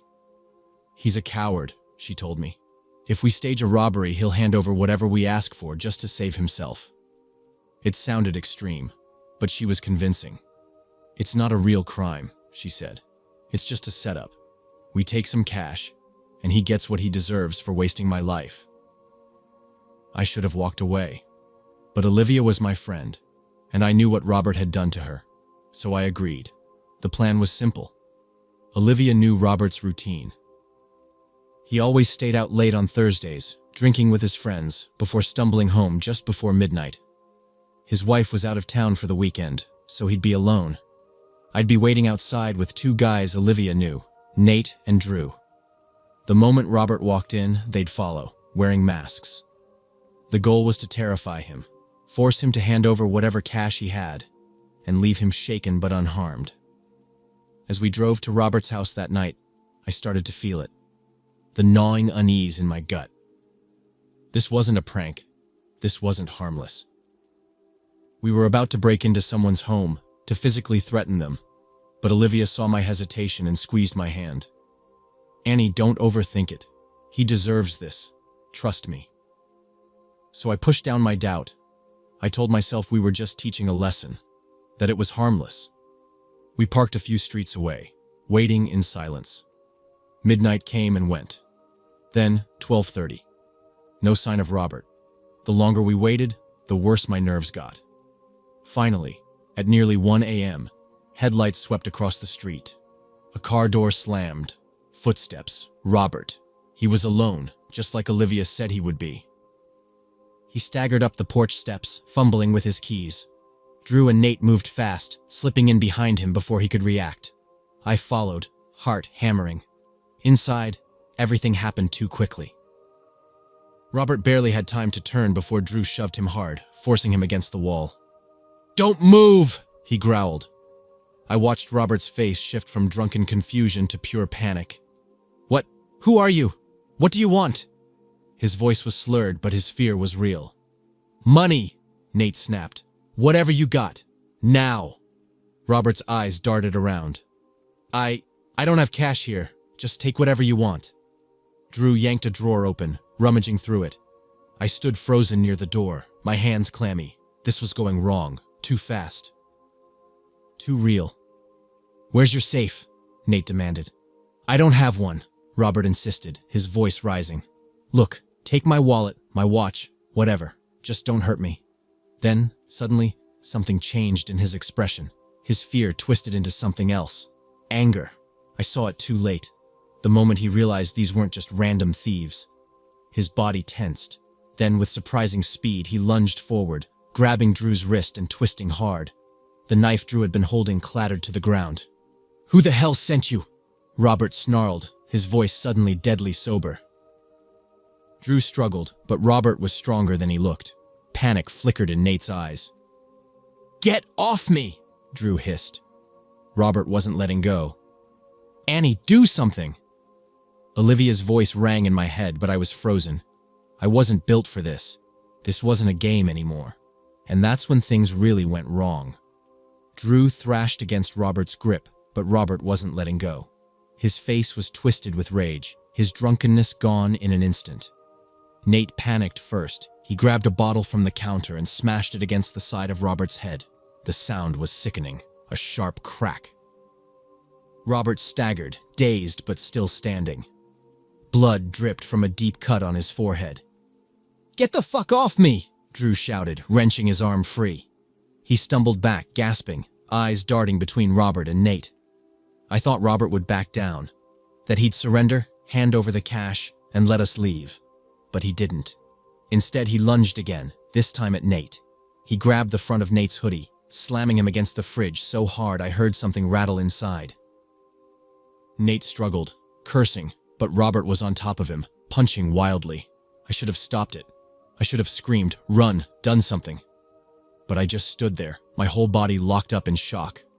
Drew, breathing hard, looked at me, then at the broken bottle in his hands. And then, in one swift, terrified motion, he struck. The jagged glass sliced across Robert's neck. For a second, nobody moved. Robert staggered back, his hands flying to his throat.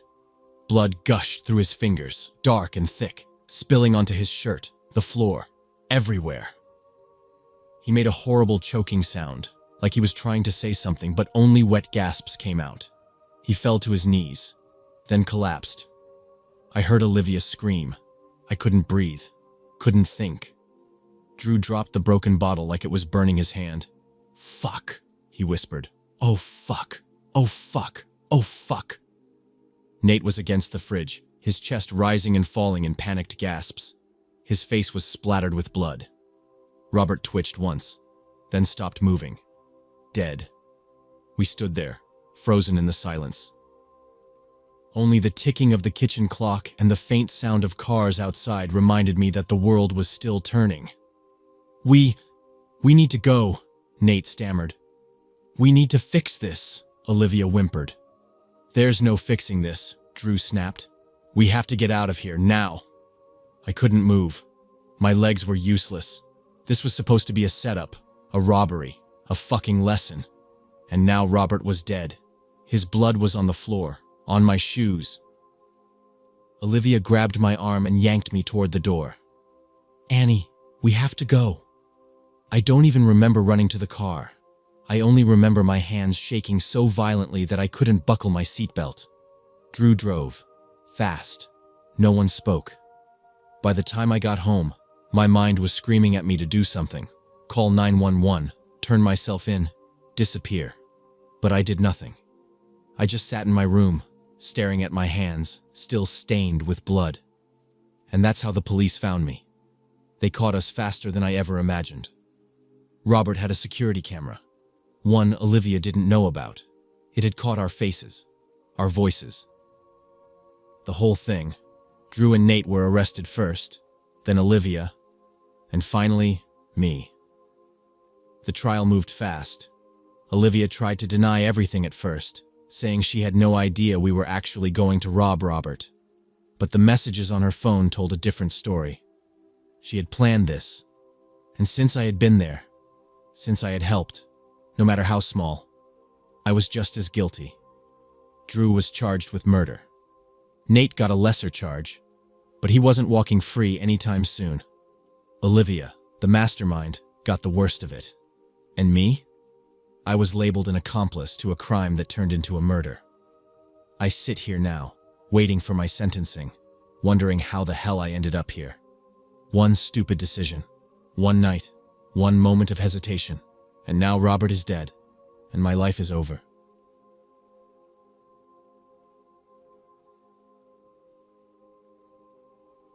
I'm Nick from Minneapolis. I was one of Christopher's closest friends, maybe the only one who really knew the full extent of what he was doing.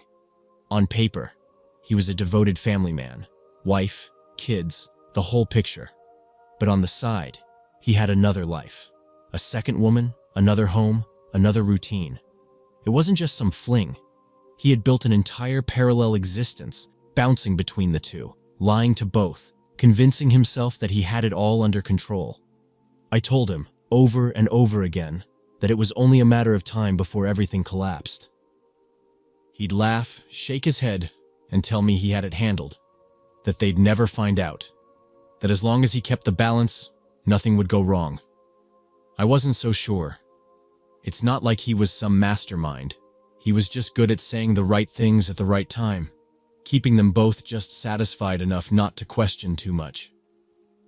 But people notice things. Women notice things.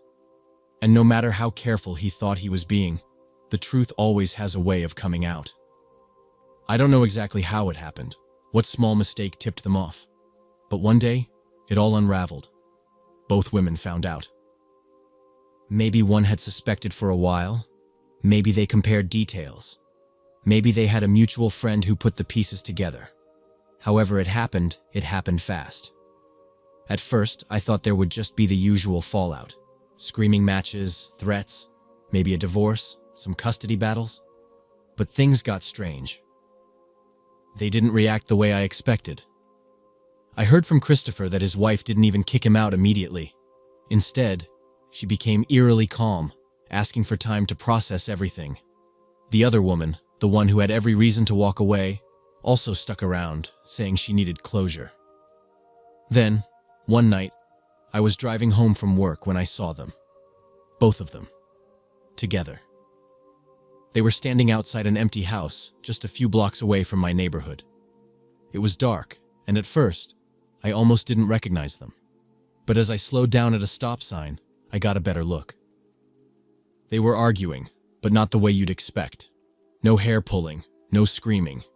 It was hushed, controlled, like they were planning something. A chill ran through me. I don't know why. Maybe it was just the strangeness of seeing them together, when I knew they should have been enemies. Maybe it was the way they kept looking around, as if making sure no one was watching. I considered rolling down my window, asking what was going on. But something stopped me. I told myself it wasn't my business, that I shouldn't get involved. Christopher had made his bed, and now he had to deal with it. But as I drove off, a sick feeling settled in my stomach. Something about that meeting didn't feel right. I didn't tell Christopher what I saw. I thought about it, but what would I even say? "Hey, I saw your wife and your mistress hanging out together at an abandoned house. Pretty weird, huh?" He would have laughed it off, or worse, he would have assumed I was overreacting. A few days passed, and things seemed strangely normal. Christopher was tense but not panicked. He told me both women were still upset but hadn't made any drastic moves yet. He even joked that maybe he'd get lucky and they'd just decide to hate each other instead of him. I didn't laugh. Then one night, Christopher called me. It was late, way past the time he'd usually call. His voice was off, quiet, shaky. He said he was going to meet with both of them to clear the air. Said they had agreed to talk, just the three of them, in private. That feeling from before, the one I'd ignored, came rushing back. I told him not to go. I told him it was a bad idea. But he brushed me off. "They just want to talk," he said. It was the last time I ever heard his voice. A day passed, then another. No word from Christopher. At first, I assumed he was laying low, dealing with the fallout, maybe licking his wounds after a brutal argument. But as the hours dragged on with no calls, no texts, no updates, I knew something was wrong. I went by his house. His wife answered the door, looking exhausted but calm, too calm. I asked if she'd seen him. She sighed, rubbing her temples, and told me he hadn't come home after the meeting, that she thought he might be staying with her. I called the other woman. No answer. At that point, I tried to convince myself he had just disappeared for a bit. Maybe taken a trip, turned his phone off to clear his head. But it didn't sit right. Christopher wasn't the type to vanish. By the third day, I was done waiting. I went to the police, told them everything. The double life, the meeting, the argument outside the abandoned house. They took it seriously, asked me for details, asked if he had any enemies. I didn't know what to say. The only people who had a real reason to hurt him were the two women who had just found out about each other. That night, I barely slept. My mind kept going back to that house. The way they were standing there, whispering, planning something. I tried to push it down to tell myself I was just paranoid. But early the next morning, my phone rang. It was the police. They had found him. Or rather, they had found what was left of him. Christopher was buried in the backyard of that same abandoned house. Beaten to death, his skull caved in from multiple blows with a blunt object. I don't remember much after that. Everything blurred together. Police interviews, evidence gathering, the slow, horrifying realization of what had actually happened. His wife and his mistress hadn't turned on each other. They had turned on him. During questioning, it didn't take long for them to break. They confessed. Said they had lured him to the house under the pretense of talking things out. Said they had both been so angry, so full of betrayal, that when the argument escalated, they snapped. One of them picked up a heavy metal pipe that had been lying on the ground, swung the first blow. The other joined in. They didn't stop until he was dead. They didn't even try to hide it well. Just dragged his body out back, dug a shallow grave, and covered him with dirt. As if that would be enough to erase what they had done. Both were arrested and charged with murder. The trial was brutal. No one could believe it. Two women who had once loved the same man, now sitting side by side in court, accused of killing him together. The prosecution painted it as a cold, calculated act of revenge. The defense tried to argue crime of passion, that they hadn't planned it, that it just happened. In the end, it didn't matter. The jury saw through the excuses. They were both convicted of first-degree murder. Life in prison, no parole. I went to sentencing. I don't know why. Maybe I needed closure. Maybe I needed to see their faces one last time. Neither of them looked at me. Christopher's kids lost everything. Their father, gone. their mother locked away forever. One selfish lie, one reckless double life had destroyed them. People talk about cheating like it's just a personal failing, a betrayal that leads to heartbreak and divorce. But sometimes it leads to something much worse, something final.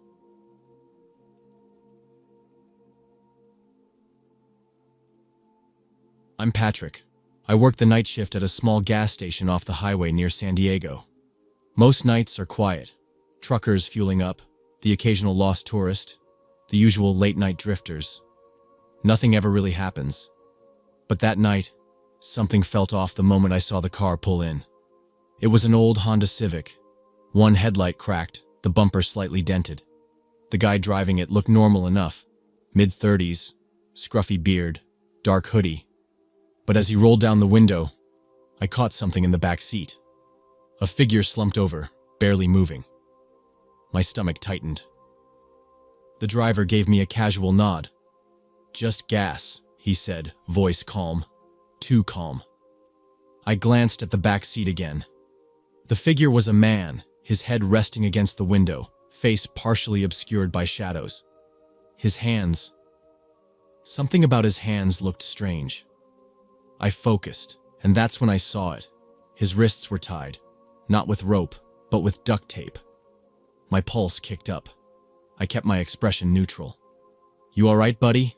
I asked, directing the question toward the man in the back. The driver chuckled, shaking his head. "Don't worry about him. Had a little too much to drink, needed a ride home." The man in the back didn't move, didn't react, not even a twitch. Something about the way the driver spoke, so nonchalant, so dismissive, sent a cold chill through me. I forced a nod and stepped back, pretending to busy myself while my mind raced. Should I call someone? Was I overreacting? Maybe it really was just a drunk friend. Maybe I was imagining things. I walked back into the station, keeping the car in my peripheral vision. The guy pumped gas like nothing was wrong. When he finished, he got back in, started the engine, and pulled out of the lot, disappearing into the night like any other customer. I stood there for a long time, staring at the spot where the car had been. Something was wrong. I felt it in my gut. But by the time I convinced myself to do something, he was gone. 2 days later, the cops showed up. I was stocking shelves when they walked in. 2 officers, one male, one female, both serious-faced.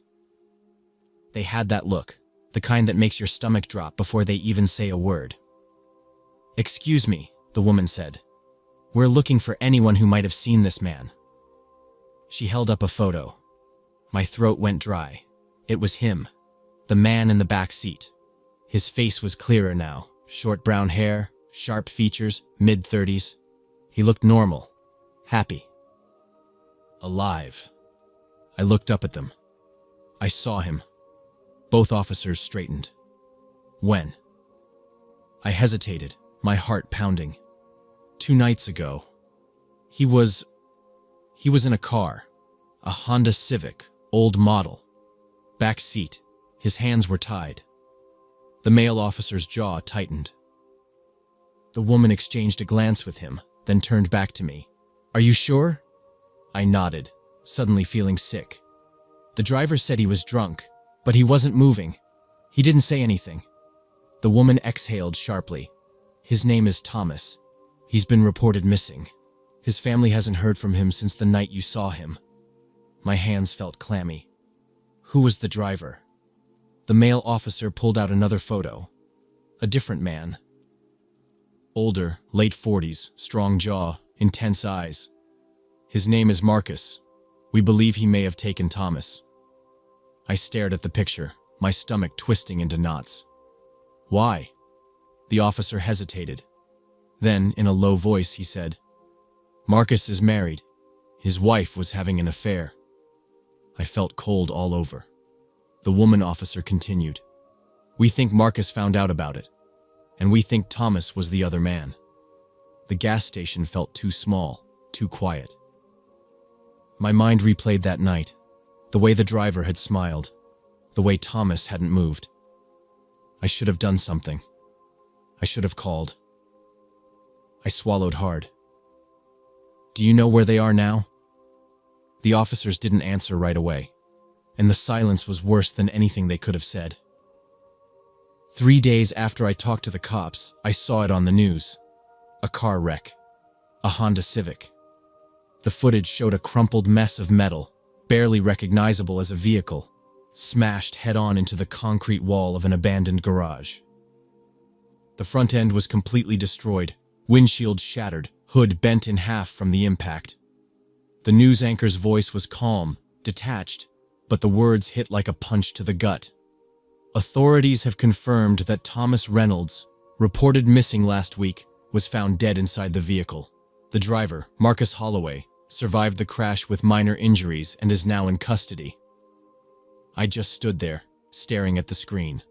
They showed a blurred-out photo of the wreck's interior. My stomach twisted.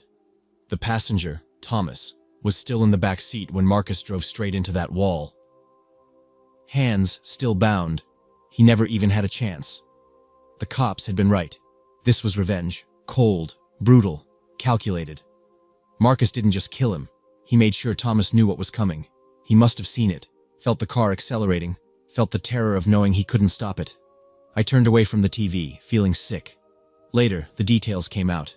Marcus had confronted his wife about the affair, and she admitted everything. He didn't yell, didn't threaten her, just left the house, calm and quiet. Drove straight to Thomas's place, waited outside, followed him when he got into his car. At some point, Marcus forced him off the road. No one knew exactly how. Maybe a gun, maybe a knife. Either way, he got Thomas into the back seat, tied him up, and drove around for hours. I kept thinking about that night at the gas station. Had Thomas been awake? Had he tried to scream? If I had looked harder, done something, would he still be alive? When Marcus crashed the car, it wasn't some last-second impulse. He did it deliberately. Picked a spot with no cameras, no witnesses. He didn't even try to run after. Just crawled out of the wreck, bleeding but alive, and walked to the nearest gas station to call for help. Not to report the crash, not to turn himself in, to get a ride home. Marcus is in prison now, life without parole. No one visits him. His wife divorced him immediately, moved out of state with their kids. Thomas's family still leaves flowers at the crash site. I still work at the station. The job's the same. The people are the same. But I don't see the night shift the same way anymore. I used to think the worst I'd see was a drunk guy throwing up by the pumps. Maybe a shoplifter trying to sneak a beer. But that night, I saw something real. Something evil. And I did nothing. I tried to tell myself it wouldn't have made a difference. That even if I had called the cops right then, Marcus would have found another way. But I don't know. And that thought stays with me. Every single night.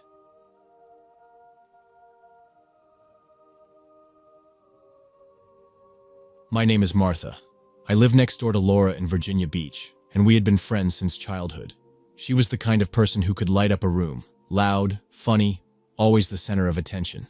She married young, to a guy named Mark, and at first, everything seemed perfect. But over the last year, something changed. She started looking tired, anxious. She would check her phone constantly, then put it down with this distant look on her face. One night, she came over to my apartment with a bottle of wine, already halfway through it. She was pacing, ranting.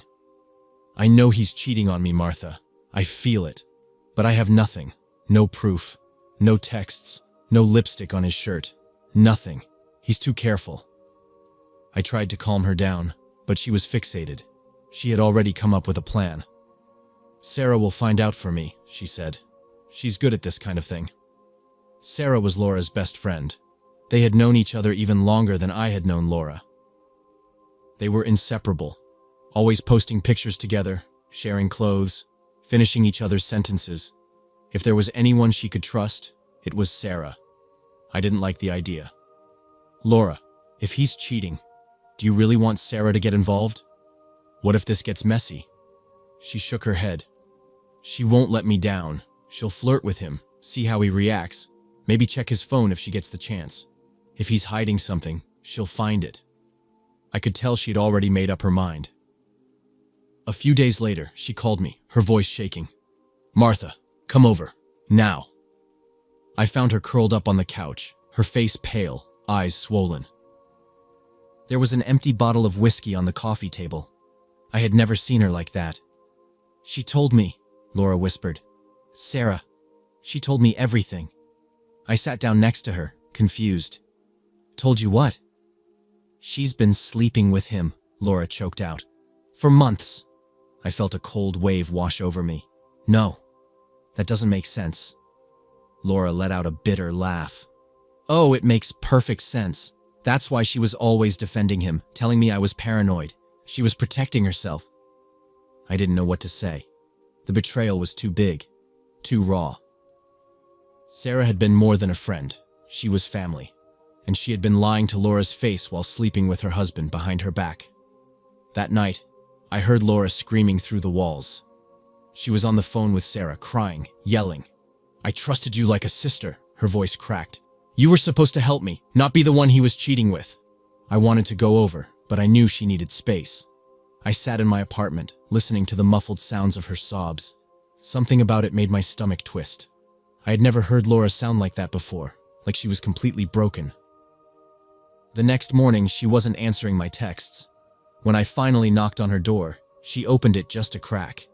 Her eyes were red, her face blotchy. "She's coming over," she muttered. "Sarah?" She nodded. "She says she wants to talk, to explain." I hesitated. "Laura, are you sure that's a good idea?" "She owes me that much," Laura said, her voice hollow. I didn't like any of it. The way Laura looked, the way she sounded, and the way she had gripped the doorframe so tightly, like she was holding herself together by sheer force of will. I should have stayed. I should have told her not to let Sarah in. But instead, I left. And that was the last time I saw Laura alive. That night, I was watching TV when I heard it. A scream, high, raw, and full of something I can't even describe. It wasn't just fear. It was pain. It was rage. It was final. I ran to Laura's apartment. My hands were shaking as I pounded on the door. "Laura?" No answer. But then, another sound, but a crash, like glass shattering. I didn't think. I just grabbed the handle and shoved. The door wasn't locked. It swung open, and that's when I saw her. Sarah. She was standing in the middle of the living room, breathing hard, hands covered in blood. And in one of those hands, Jesus Christ, she was holding a knife. A long kitchen knife, wet and gleaming. And Laura was on the floor. She wasn't moving. Blood was pooling around her, spreading too fast, seeping into the rug. For a second, the world just stopped. I couldn't breathe. I couldn't speak. My brain refused to process what I was seeing. Then Sarah moved. She dropped the knife, like she had just realized she was still holding it. "It's not what it looks like," she whispered. "Not what it looks like?" Laura was dead. I stumbled back, nearly tripping over my own feet. "What did you do?" My voice didn't even sound like mine. Sarah looked down at her hands like they belonged to someone else. "She attacked me first," she muttered. She hit me with something. I don't know, a vase? She was screaming. She wouldn't stop. I had to stop her. I had to." Her breath was coming in ragged gasps. She looked at me, really looked at me, and I saw it then. The fear. Not just of what she had done, but of what was going to happen next. I turned and ran. I don't remember dialing 911, but I must have, because suddenly, my hands were pressing my phone to my ear, and I was screaming into it, begging them to come. By the time the police arrived, Sarah was gone. They found her 2 blocks away, walking like a ghost, still covered in Laura's blood. She didn't fight when they cuffed her. She just kept saying the same thing over and over. It was self-defense. She hit me first. She hit me first. No one believed her. Mark disappeared. He packed a bag and left town before the funeral. Maybe out of guilt. Maybe because he was afraid Laura's family would come for him next.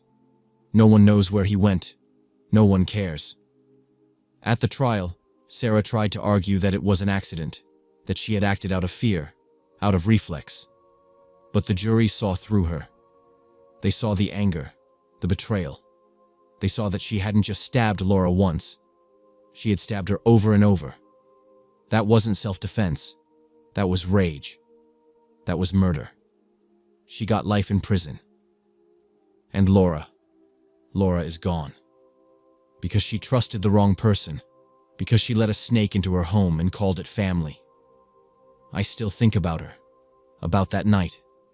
About the scream that ripped through the walls. About the blood. About the moment when Sarah turned to me, eyes wide with something broken, and said, "It's not what it looks like." But it was. It was exactly what it looked like.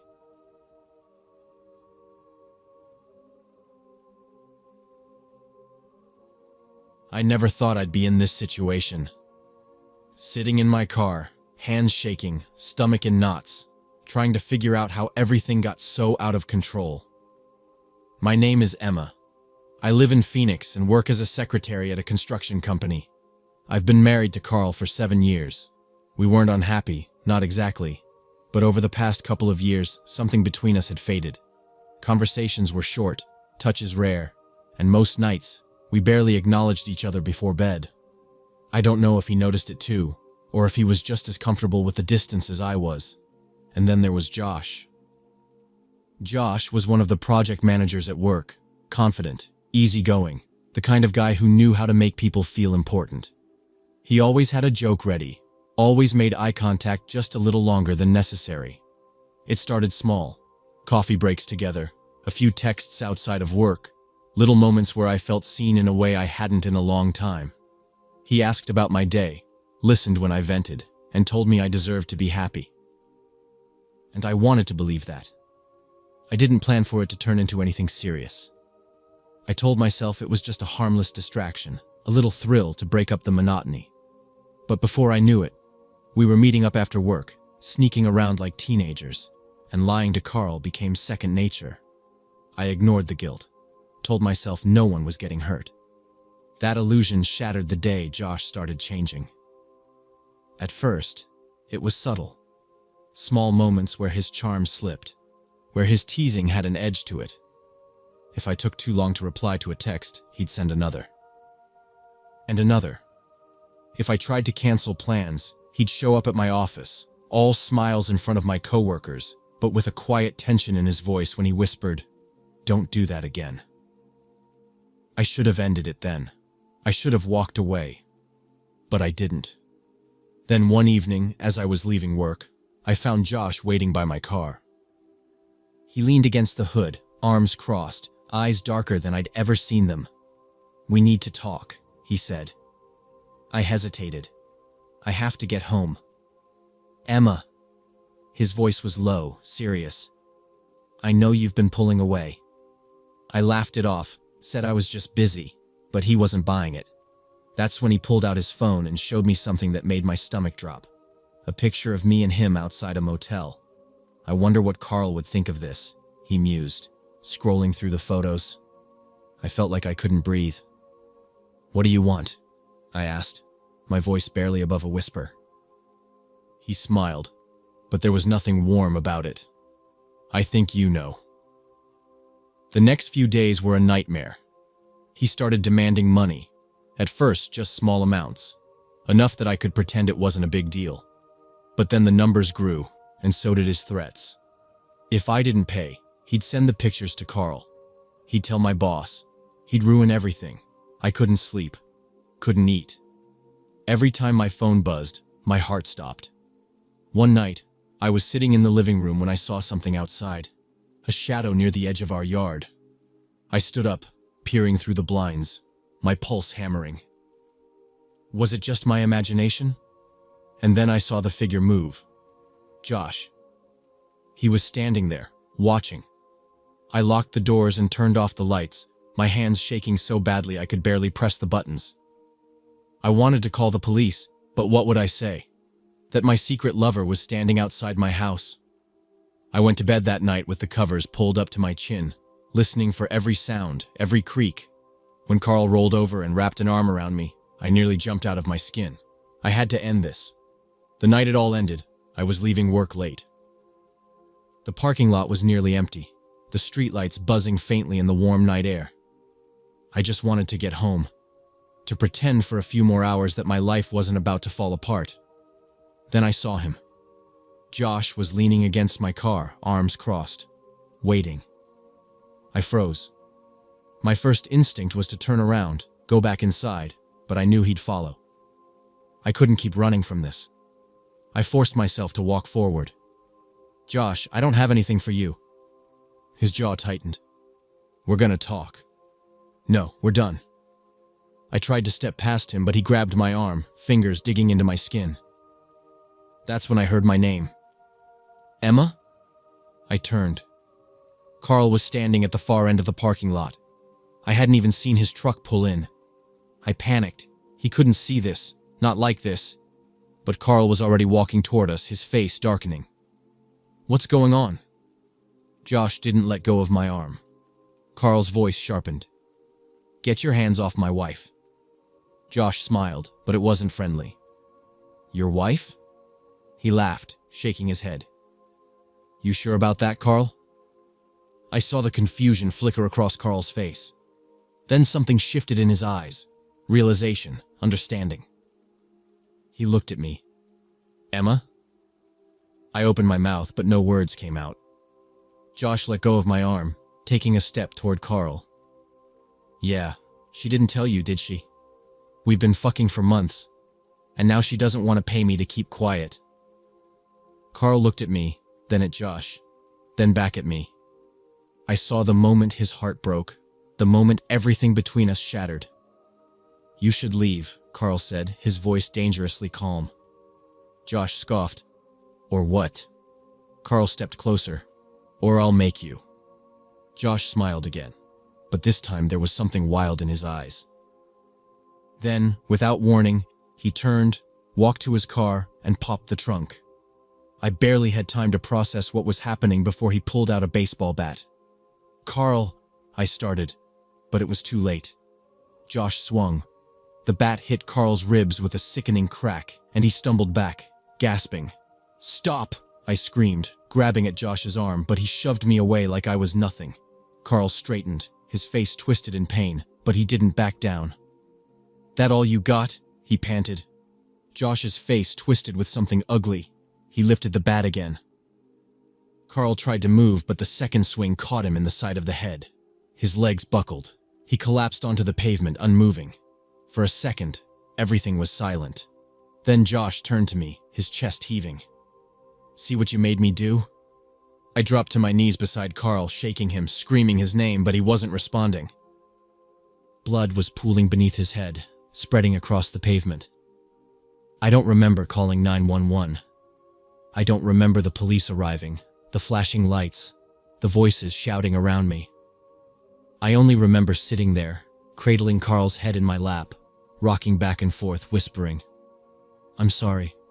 I'm sorry. I'm sorry." Josh didn't run. He just stood there, hands raised when the cops swarmed him, his face blank. They took him away. They took Carl away too, but in a different kind of vehicle. I sat in the back of a police cruiser covered in Carl's blood, answering questions in a voice that didn't sound like mine. The funeral was small. People whispered about me. Some offered condolences. Others barely looked at me. I didn't blame them. Josh was charged with second-degree murder. I testified at his trial, my hands gripping the stand so hard my knuckles turned white. He never looked at me. I lost everything that night. My husband, my home, any shred of dignity I had left. Some nights I wake up gasping for air, hearing the sound of that bat hitting Carl's skull. I used to think an affair was just a mistake, a bad decision. But mistakes don't end in death. I know people will judge me for what I did. They should. Because the truth is, Carl died because of me.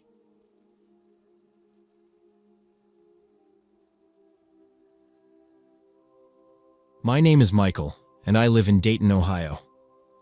I work a regular office job. Nothing exciting, just spreadsheets, meetings, and the usual 9-to-5 grind. That's where I met Rebecca. She was new, started a few months back, and we hit it off quickly. At first, it was just casual conversation, joking around during breaks, grabbing coffee together. But then, we started messaging outside of work. It was innocent at first, but as time went on, our chats became more personal. Rebecca was fun, easy to talk to.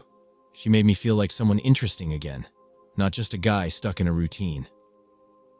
My wife Sarah and I had been married for 6 years. We weren't unhappy exactly, but things had settled into a kind of dull normalcy.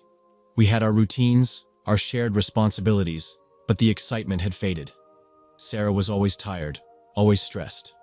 Meanwhile, I found myself checking my phone more and more, waiting for Rebecca's messages. I told myself it was harmless, just words on a screen. I wasn't cheating, not really. We never even met outside of work, but there was a thrill in it, a feeling I hadn't had in years. The secrecy, the anticipation, it made me feel alive. Sarah had no idea, and I convinced myself she never would. One night, everything changed. I had been texting Rebecca throughout the evening while Sarah was in the kitchen, making dinner. She called me to set the table, and in my rush, I left my phone on the couch, unlocked. I didn't even think about it. When I walked back into the living room, Sarah was standing there, holding my phone. Her face was pale, her hands shaking. She didn't say anything at first, just scrolled through the messages. Then she looked up at me, and I knew in that instant, that I had destroyed something I could never fix. She didn't scream at first. She just asked, in a voice so quiet it scared me, "How long?" I stammered, tried to explain, tried to downplay it. "It's just talking, Sarah. That's all it is." But she wasn't stupid. She had seen enough. The flirting, the teasing, the late-night messages. It was all there in black and white. Then, she exploded. She threw the phone at me, screaming, calling me every name she could think of. "You lied to me. You lied to me." She was shaking so badly I thought she might collapse. I reached for her, tried to calm her down, but she shoved me away. Then, without another word, she grabbed her purse, snatched the car keys from the counter, and bolted for the door. "Sarah, wait!" I ran after her, my heart pounding. "Just stop, please. Let's talk." But she wasn't listening. She was already in the car, the engine roaring to life. I banged on the window. "Sarah, don't do this! Just come back inside!" She looked at me for half a second, her face red, her eyes filled with something between fury and heartbreak, before she slammed the car into reverse and tore out of the driveway. I stood there, barefoot on the cold pavement, watching the taillights disappear down the street. I had never seen her drive like that. Fast, reckless, like she didn't care what happened. Panic set in. I ran inside, grabbed my own keys, and jumped into my car. My hands were shaking so badly I fumbled with the ignition. The moment the engine turned over, I floored it, praying I could catch up to her before something happened. But I was already too late. I drove like a madman, my hands gripping the wheel so hard my knuckles turned white. My heart was pounding, my stomach twisted in knots. I had a bad feeling, a deep, gut-wrenching dread that wouldn't go away. Sarah wasn't thinking clearly. She was furious, hurt. She wasn't paying attention. And I knew how she drove when she was upset. I sped down the streets, checking every intersection, every red light, hoping I'd see her car pulled over somewhere, maybe cooling off. But there was nothing, just the empty road stretching ahead. Then, I saw it. Flashing lights. A cluster of cars stopped along the side of the highway. Police, an ambulance, a fire truck, and in the middle of it all, Sarah's car, or what was left of it. I slammed the brakes and jumped out before my car even came to a full stop. My legs felt numb as I ran toward the wreckage. The front end of Sarah's car was crushed, metal twisted like paper. The windshield was shattered, spider-webbed with deep cracks. Smoke curled into the cold night air. My breath caught in my throat. A semi-truck was stopped a few feet ahead. Its driver stood off to the side, talking to an officer, his face pale and shaken. I don't remember exactly what I said or did. I just remember trying to push past the paramedics, screaming Sarah's name. Someone grabbed me, held me back, told me to stay back. "Sir, you need to let them work." But I knew. Even before they turned to me, even before one of them slowly shook their head, I knew. Sarah was gone. She had been speeding, trying to pass a car on the highway when she lost control. Witnesses said she swerved, overcorrected, and went straight into the path of the truck. It happened too fast. She didn't even have time to brake. I don't know how long I stood there, staring at the wreckage, my ears ringing, my body completely numb. I couldn't cry, couldn't scream. I just kept thinking, this is my fault, this is my fault. The funeral was a blur. People whispered. Some avoided looking at me. Others stared. Her family wouldn't speak to me. I couldn't blame them. What could I even say? That it was a mistake? That I didn't mean for this to happen? That I never thought a few stupid messages would lead to this? Rebecca quit her job and moved away a week later. We never spoke again. Not that it mattered. Nothing mattered anymore. Now, I live with it every day. The guilt, the regret, the endless replaying of that night in my head. The sound of the engine revving, the look in her eyes before she drove away. People always think cheating means sleeping with someone else. That as long as you don't cross that line, you're safe. But it's not just about what you do. It's about what you break. And sometimes you don't realize how much you've broken until it's too late.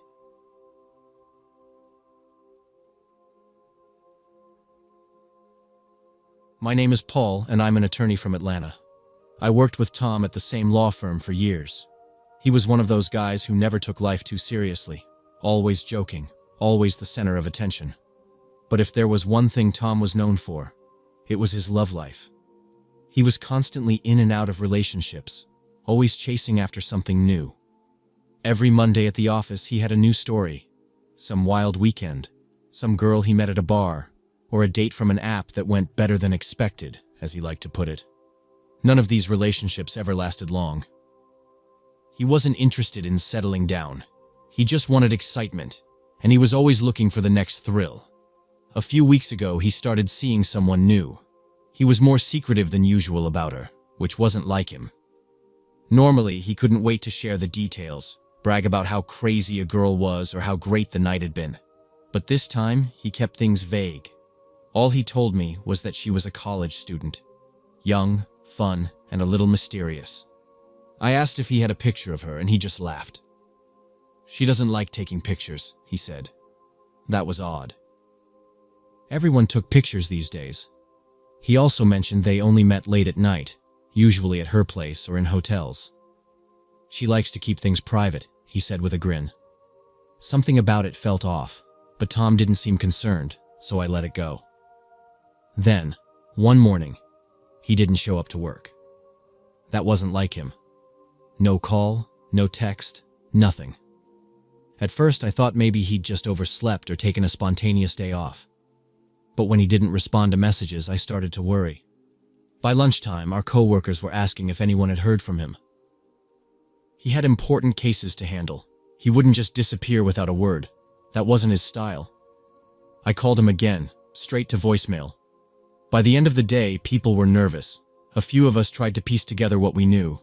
Someone mentioned that he had been seen leaving a bar 2 nights ago with a woman no one recognized. Another coworker swore they saw him getting into a car with her later that night. That's when it hit me. This had to be the same girl he had been talking about. I drove by his apartment that evening. His car was parked outside, but his lights were off. I knocked on the door. No answer. I tried calling again. Nothing. I stood there for a while, debating what to do. Maybe I was overreacting. Tom had done reckless things before. Maybe he was just off somewhere having fun, ignoring his phone. But I couldn't shake the feeling that something wasn't right. 2 days later, the police found Tom's body in a rundown motel on the outskirts of the city. I got the call from one of our coworkers. My hands went cold as I listened. It didn't feel real. The details were worse than I could have imagined.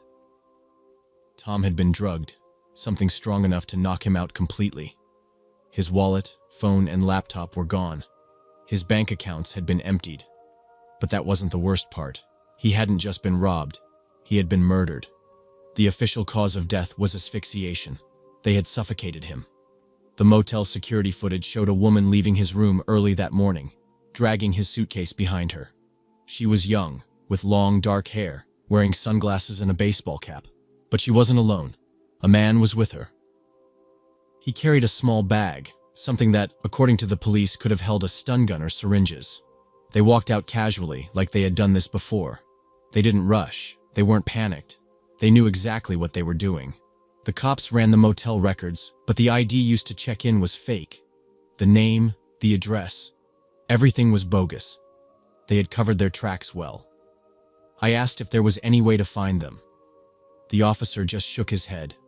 "We're trying," he said, "but this isn't their first time." That's when it hit me. Tom wasn't just unlucky. He had been targeted. A few days later, I was called in to identify some of his belongings. The police had recovered his watch and part of his wallet, ditched in a dumpster miles away. It felt so wrong, seeing those things in an evidence bag, knowing he would never wear them again.